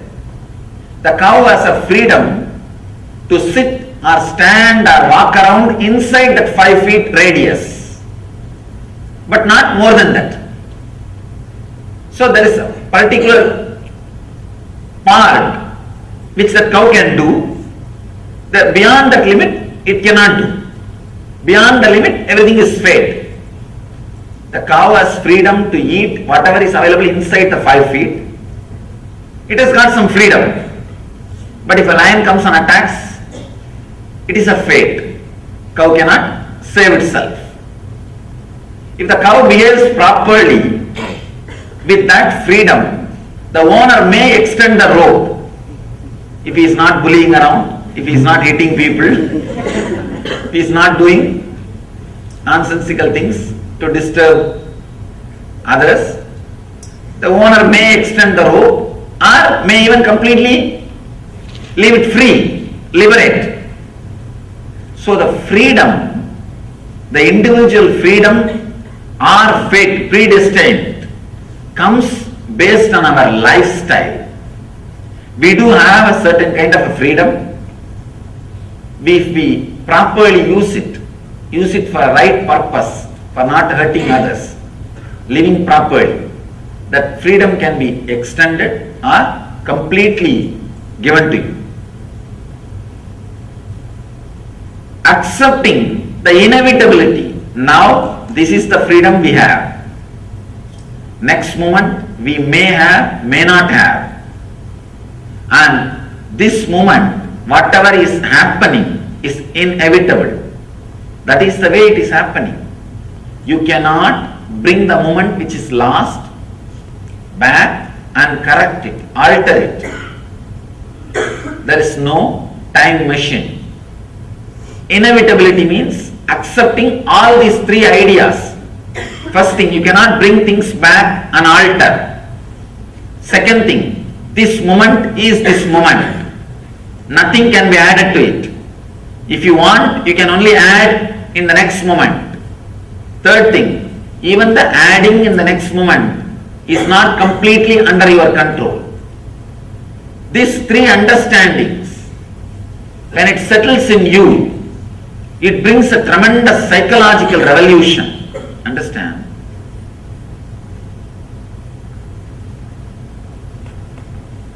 The basic thing needed for enlightenment is psychological revolution. Clarity about the self, world and God. Jiva, Jagat, Ishvara. Jiva is the self. How you think, how you are driven, what is your inspiration, what makes you run in your life, what makes you move in your life, why you think, how you think. This understanding is Jiva. Then Jagat, how the clarity which happened in me or the desires and fears I feel in me, how I am going to connect it with the world. If I have some desires, how am I going to get it from the world? If I have some fears, how am I going to avoid it? Avoid those things being forced upon me by the world. That relationship is Jagat. Ishvara means the source for both. The source for individual self and the world is the Ishvara. Achieving that source, all these 3 is what is called enlightenment. First, having clear understanding about Jiva. Why you think, how you think. This clarity will give you the experience about Jiva.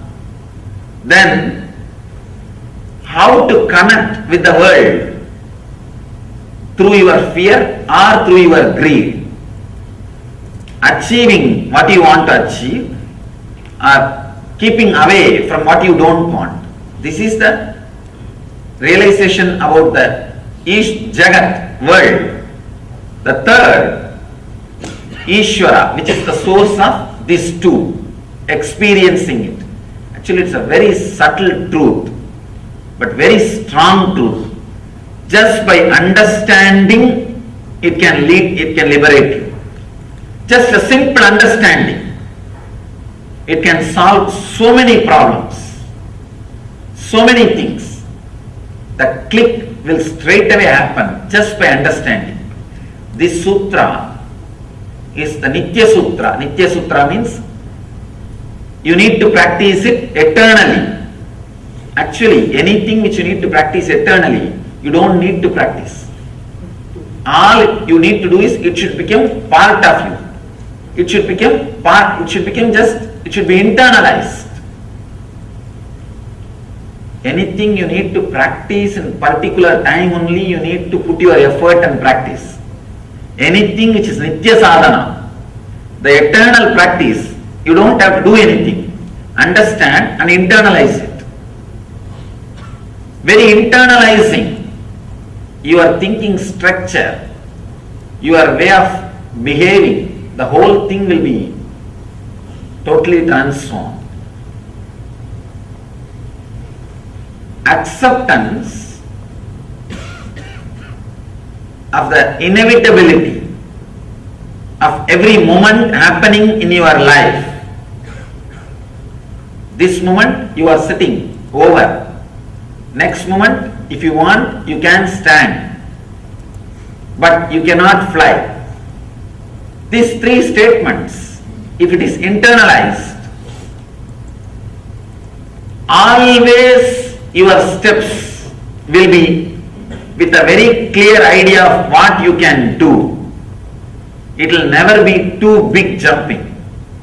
It will never be crazy things. The big problem is, people come and ask me, suddenly Swamiji, everything was going well, suddenly my life has become a failure. Understand, failure will never be suddenly. It will never be suddenly. We always think it is suddenly because we never understood the warnings. We never looked into ourselves, what we are doing.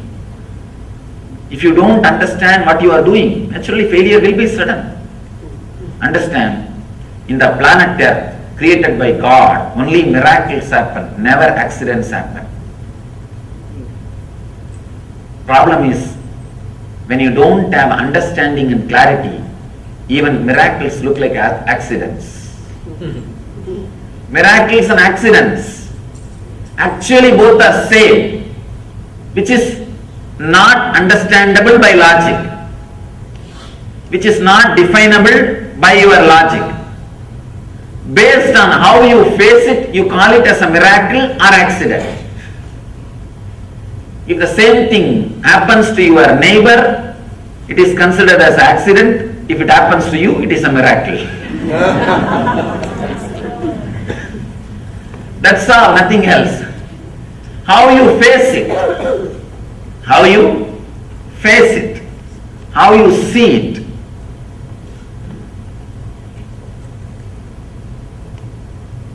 If you have the deep passion, look into the life and accepting the inevitability of the moment, everything is miracle. You are still breathing, still your heart is beating, still you are alive. It's a miracle. Why should you be alive? What right you have? People tell me, Swamiji, that is my birthright. I tell them, birth itself is not your right. Where is the question of birthright? If you look with acceptance, the life with a little relaxed understanding, you will see everything is miracle. If you look with a restlessness, irritation, non-acceptance, everything is an accident. Everything is an accident. Your husband will look like an accident happened in your life. Your kids will look like biggest accidents happened in your life. And your house will look the worst accident happened in your life. Everything will look like a big accidents happened in your life.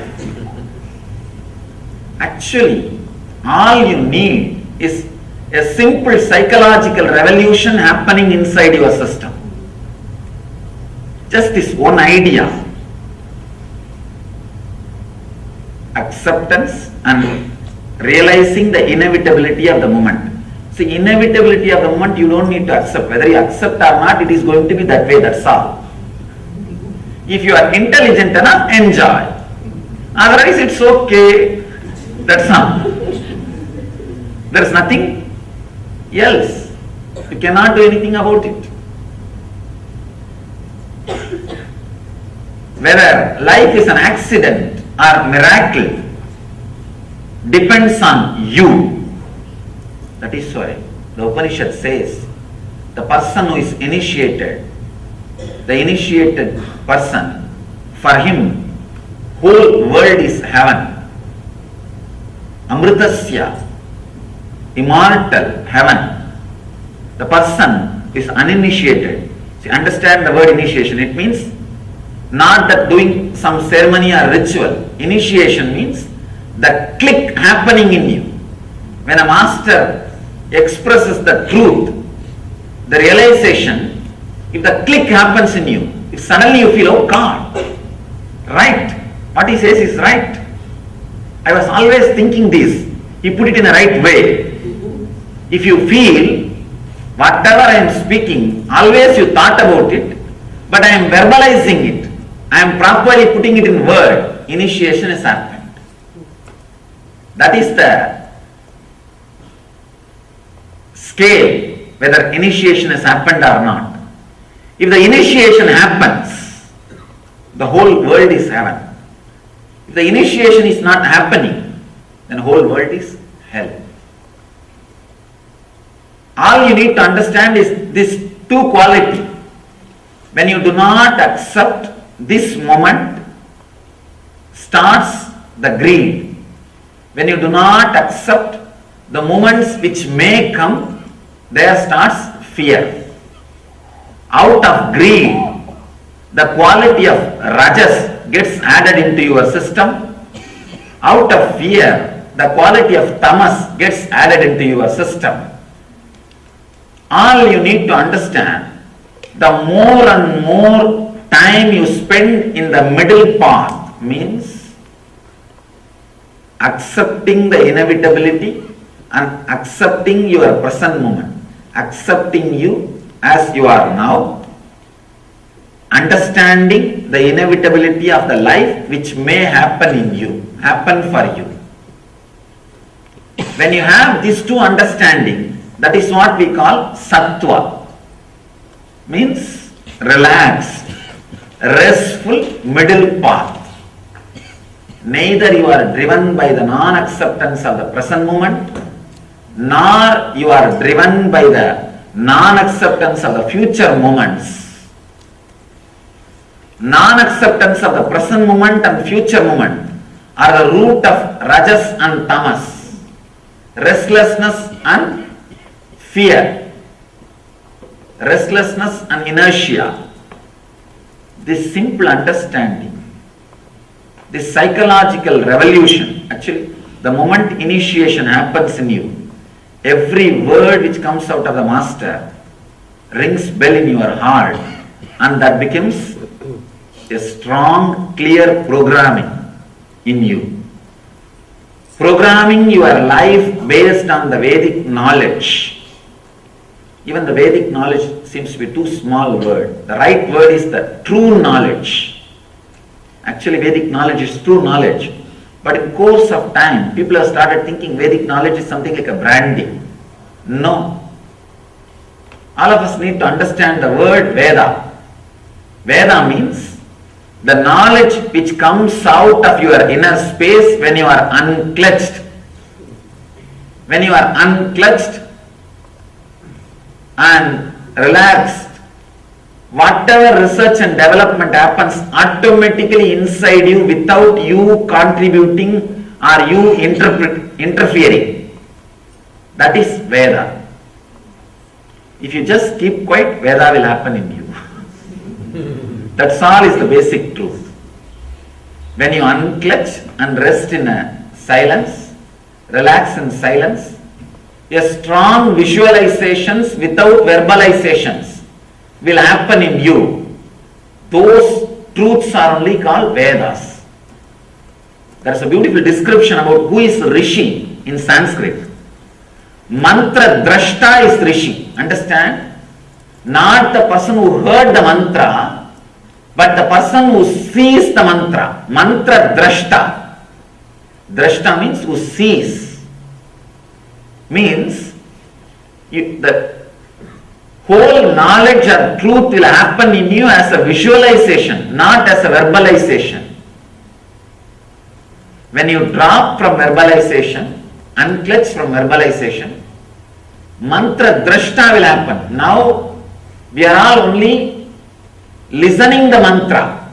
Means like a sound, either from outside or from inside. It comes out only as a verbalization. Then you are not Rishi. Relax. Then it is not Vedas. It is not the true knowledge. It is perverted knowledge. In Sanskrit we use the word, the perverted knowledge. Means half truth or perverted truth. When you unclutch from the verbalization which is constantly happening, a strong visualizations beyond your verbalization will come out. All you need to do is put all your effort and relax from unclutching. Suddenly you will see a very strong visualizations will start happening in you. Those visualizations are only called as visions. Mantra drashta. You will see the mantras. Mantra means knowledge, truth. You will see the mantras. You will see the truth. That is what is called Veda. True knowledge. When you understand the true knowledge, you don't need any other separate practice. Your very breathing will become ajapa. Ajapa, ajapa. You don't need to repeat any mantra. Your very breathing will repeat the mantra.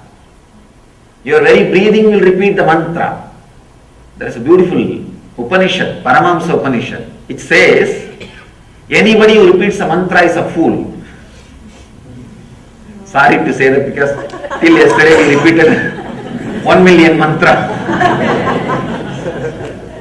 It says, only fools repeat mantras. The psychological revolution should happen in you such a way your breathing will start repeating the mantra. Means even your breathing sound will be beautifully heard by you. You will be in such a deep peace. It's called Hamsa mantra. The person who is able to hear the hum, sam, the inhaling and exhaling sound 24 hours. Understand? I am now opening up many new things, many new truths. I don't want to miss this sutra. This sutra is I am basically in the heart a Buddhist. To tell you the truth, my love for Buddha is such. I can say such a pure, ultimate expression, such an amazing expression. This whole sutra, anybody understands, it does not need a separate practice. Buddha calls it as a Madhya Pantha, and in one of his very famous technique, Vipassana, is based on this sutra. Understand, if the psychological revolution happens in you, if you are in Madhya Pantha, if you are in middle path, means if you are in a complete acceptance of your present moment and the future moments which may come, you will be able to very clearly hear the hum sound of the inhaling and some sound of the exhaling. Means you will be completely aware of the movements happening inside your body. Whoever You see, all of you will be able to be aware of the hum sound, which is inhaling sound, and sam, mantra, which is exhaling sound. If you sit quietly and see, watch, but not 24 hours. If you try now, for next few moments, you will be aware, till you get the sambar smell from Anna Mandir. Not after that. Till you start thinking, I don't know what happened to my car, I don't know what happened to this, what happened to that. Till then you will be able to have the ajapa japa sound. Ajapa japa means the sound which is japa, mantra japa. Repetition of the mantra which is happening continuously in you. Ordinary mantra chanting, everything is only few minutes you do or few hours you do. This mantra is being chanted 24 hours by you, by your system. If you can be aware of that mantra, hum, sum, 24 hours, you are Paramahamsa. That's all. Understand? A person who is in the middle path, even now, if just for a few moments decide, I'll accept my present moment as it is, and I accept all the future moments, including my death, now. With this acceptance in your heart, just sit for a few moments, you will see very clearly you will be able to clearly experience all the movements happening in you. Whether it is inhaling or exhaling or inside your mind, one or two thoughts moving, or your navel center coming up and going down, you will be in completely a deep, centered, integrated, aware space. This you can experience when you have this understanding in your heart.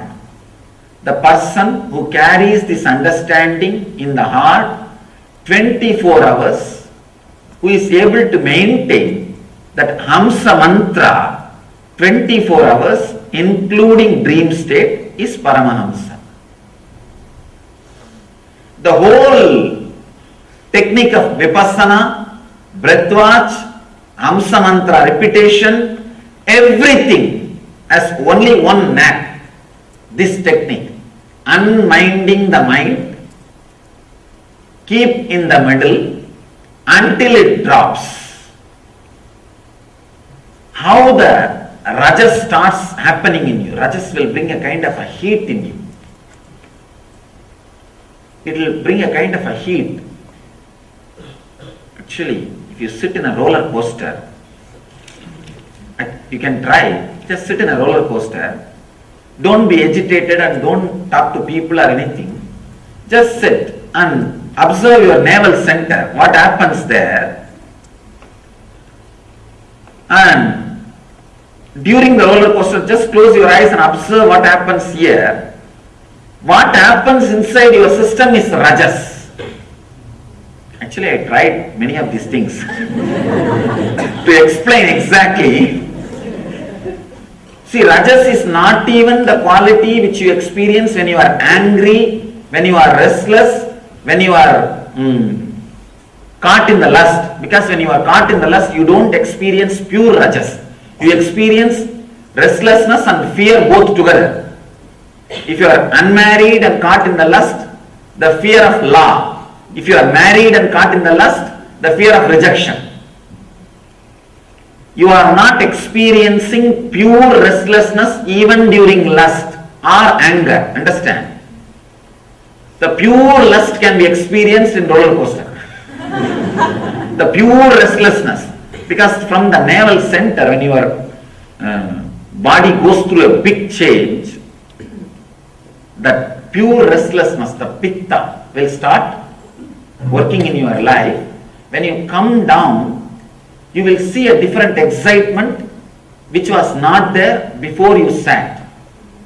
Unfortunately, the societies which are addicted to this excitement is prone to depression, because This excitement is literally like eating your own bones.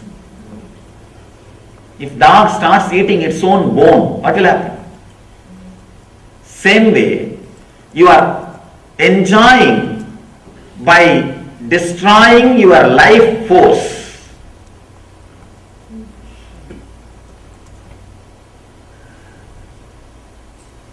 Enjoyment, being in the middle path, will constantly enrich you and add the ability to enjoy more and more.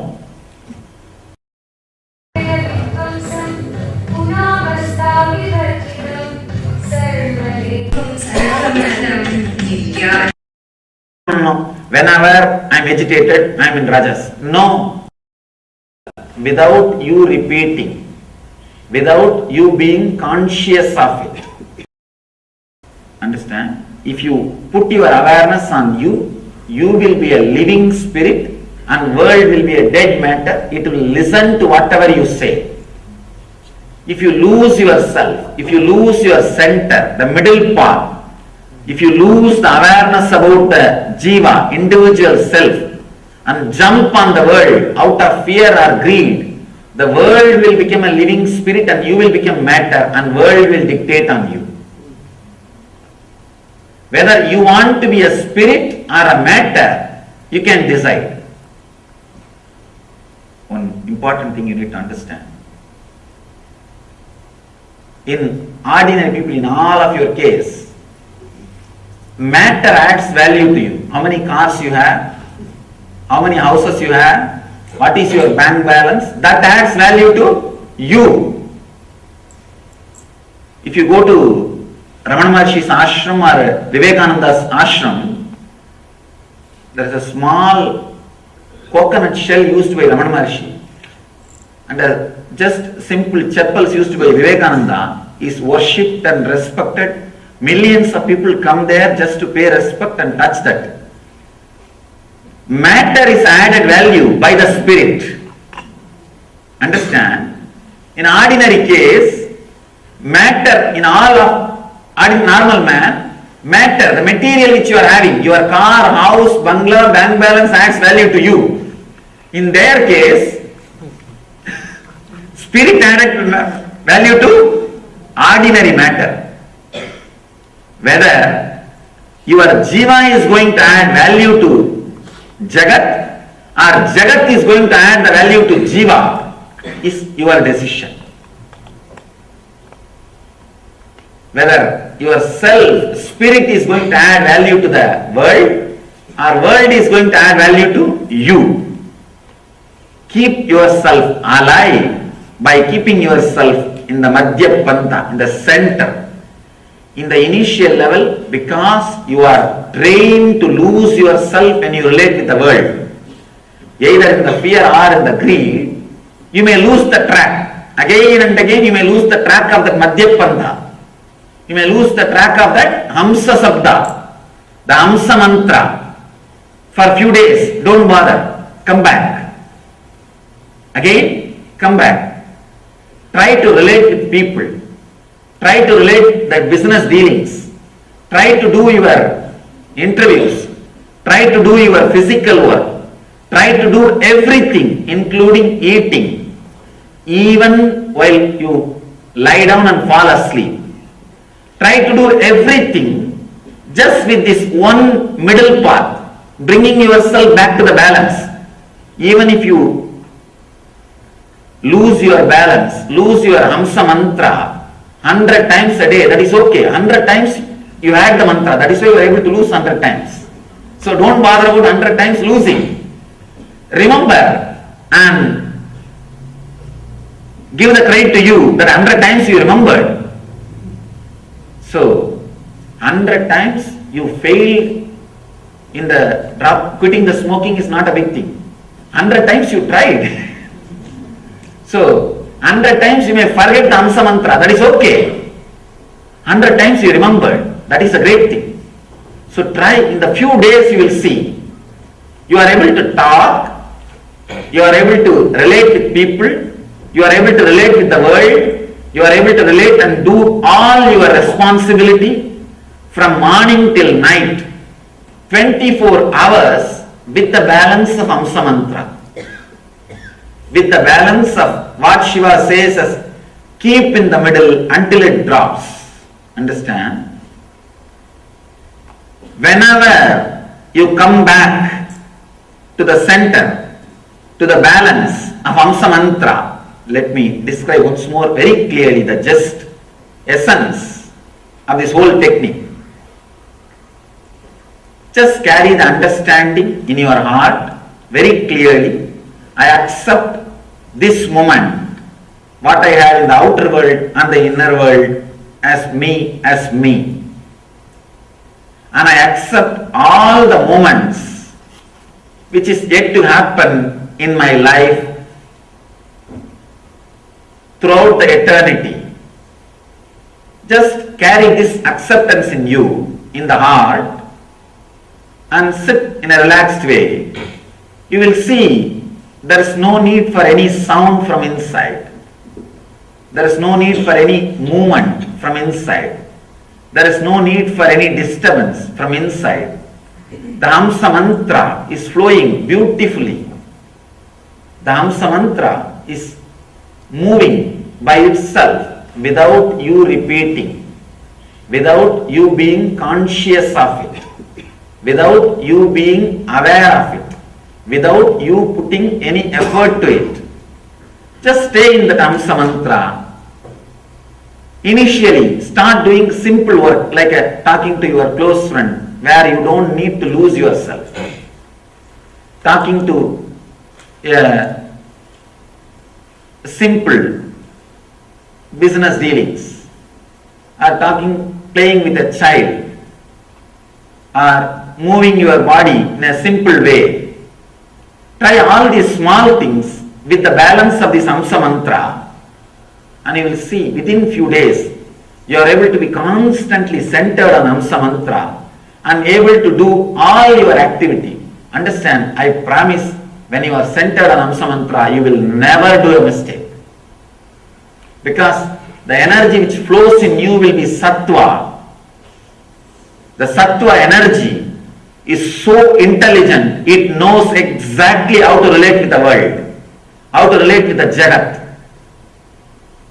When a Sattva is happening, the Devi, the Jagat, the world, the Jagat is called Bhudevi. She becomes your servant. She becomes your assistant.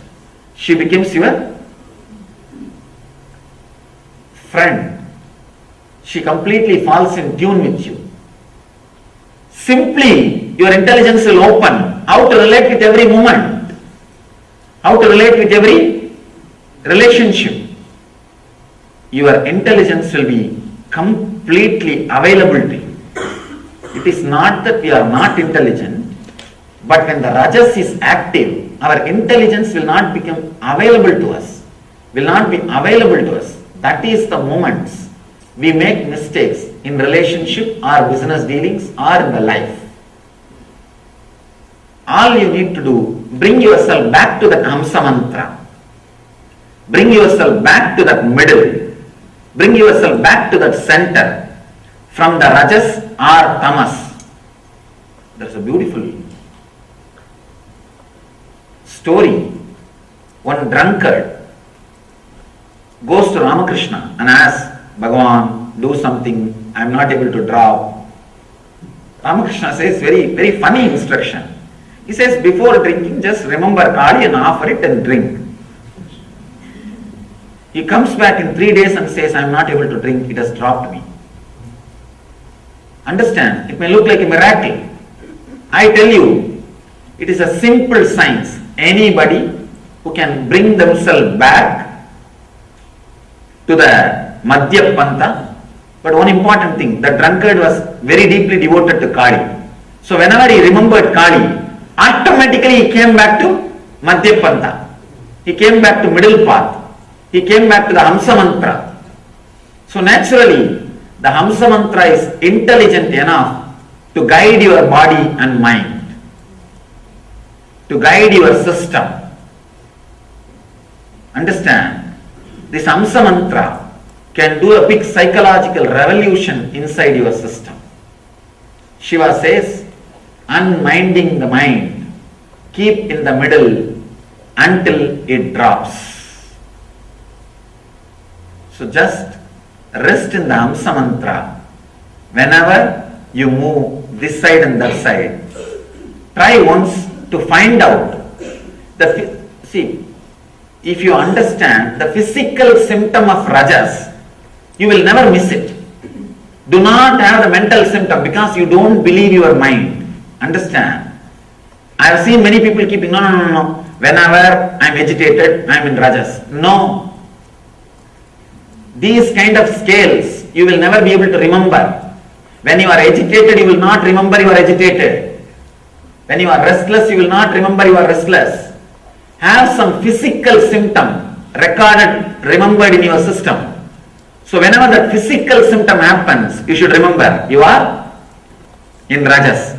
The wrong energy is active in you.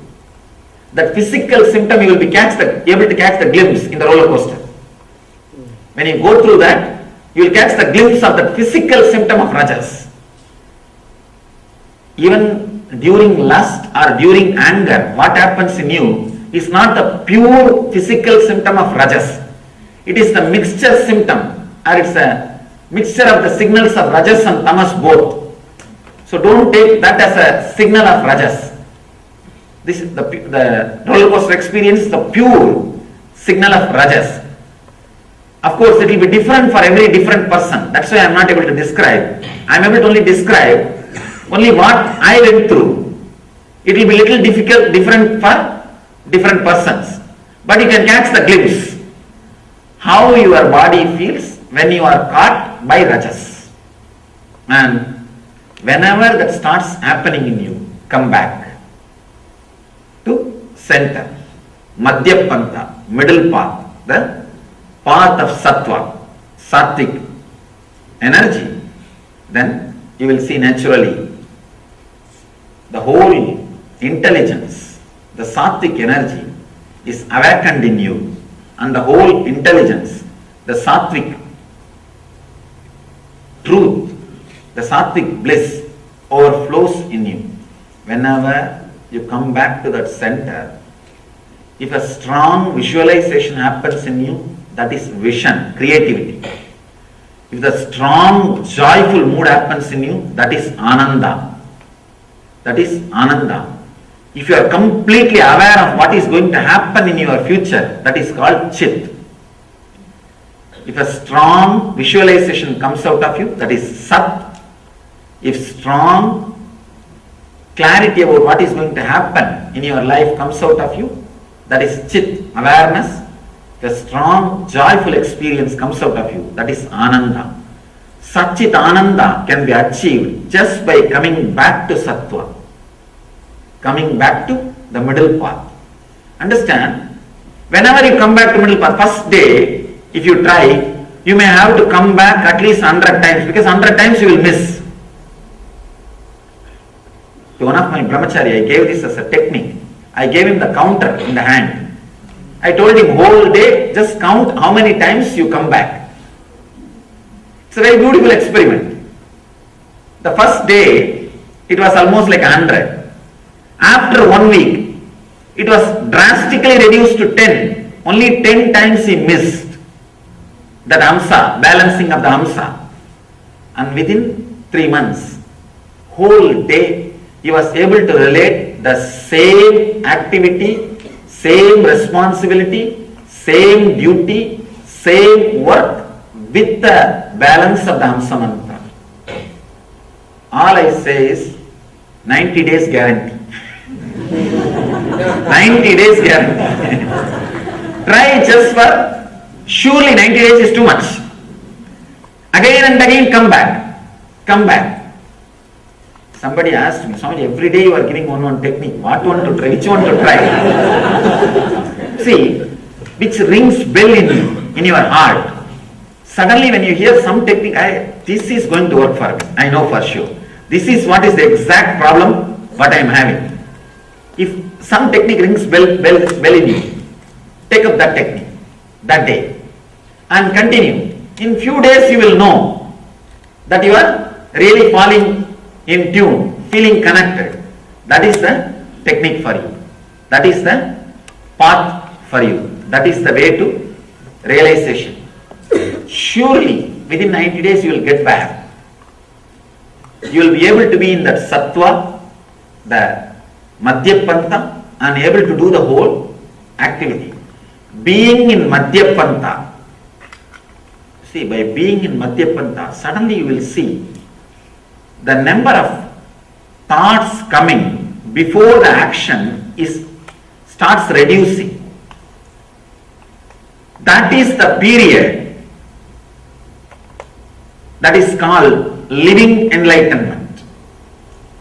When completely thoughts drop and you are able to do all your activity without thoughts, you are enlightened. Understand?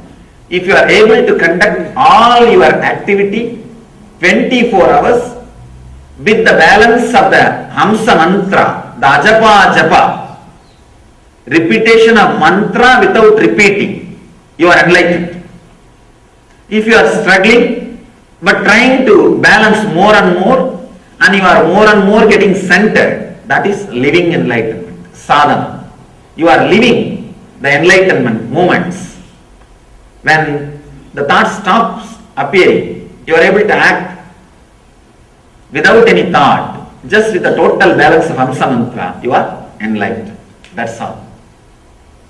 This is the gist of what Buddha says in his great techniques, Vipassana, Anapanasati, Madhyapanta, in the whole thing, technique and teaching, Shiva has given in this one sutra beautifully. Unminding mind, that is actually teaching. That is the teaching which you need, the understanding which you need to carry in your heart. Keep in the middle until it drops. It is a technique which you need to practice till the enlightenment happens. So, now we will take a few moments to enter into this meditation. Today also we will start with the one sutra. I think most of you are aware, for last 15 days too many things are happening in the temple and ashram. We need little time for the people to organize this and arrange for the next cultural programs and everything. That's the reason. Yesterday and today, I am doing only one sutra. From tomorrow evening, we will start having 2 sessions. We will have 2 sutras. So, let's enter into the sutra now. Enter into the meditation before ending the session. Please sit straight. Sit in a very relaxed way. Very consciously, with a strong decision, intensely create an intention that you are accepting you as you are in the outer world and in the inner world this moment.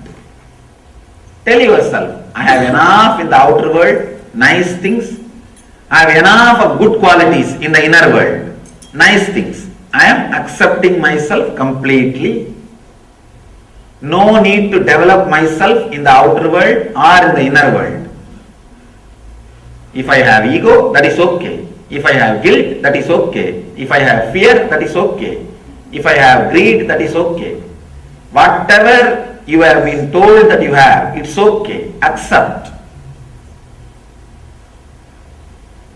Right or wrong. Decide consciously, I accept. Please close your eyes and sit in a very relaxed way without moving the body. Body movements will create thoughts. So if your body is stable without movement, it can take you to the deeper silence.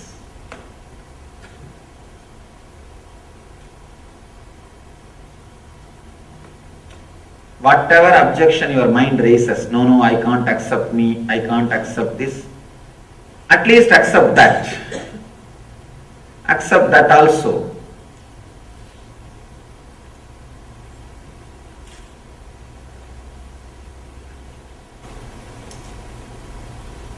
accept the present moment, accept all the future moments, whatever your mind thinks as the worst thing can happen to your life, accept even those moments. If it happens, you cannot avoid, it is inevitable. Understand the inevitability and accept it.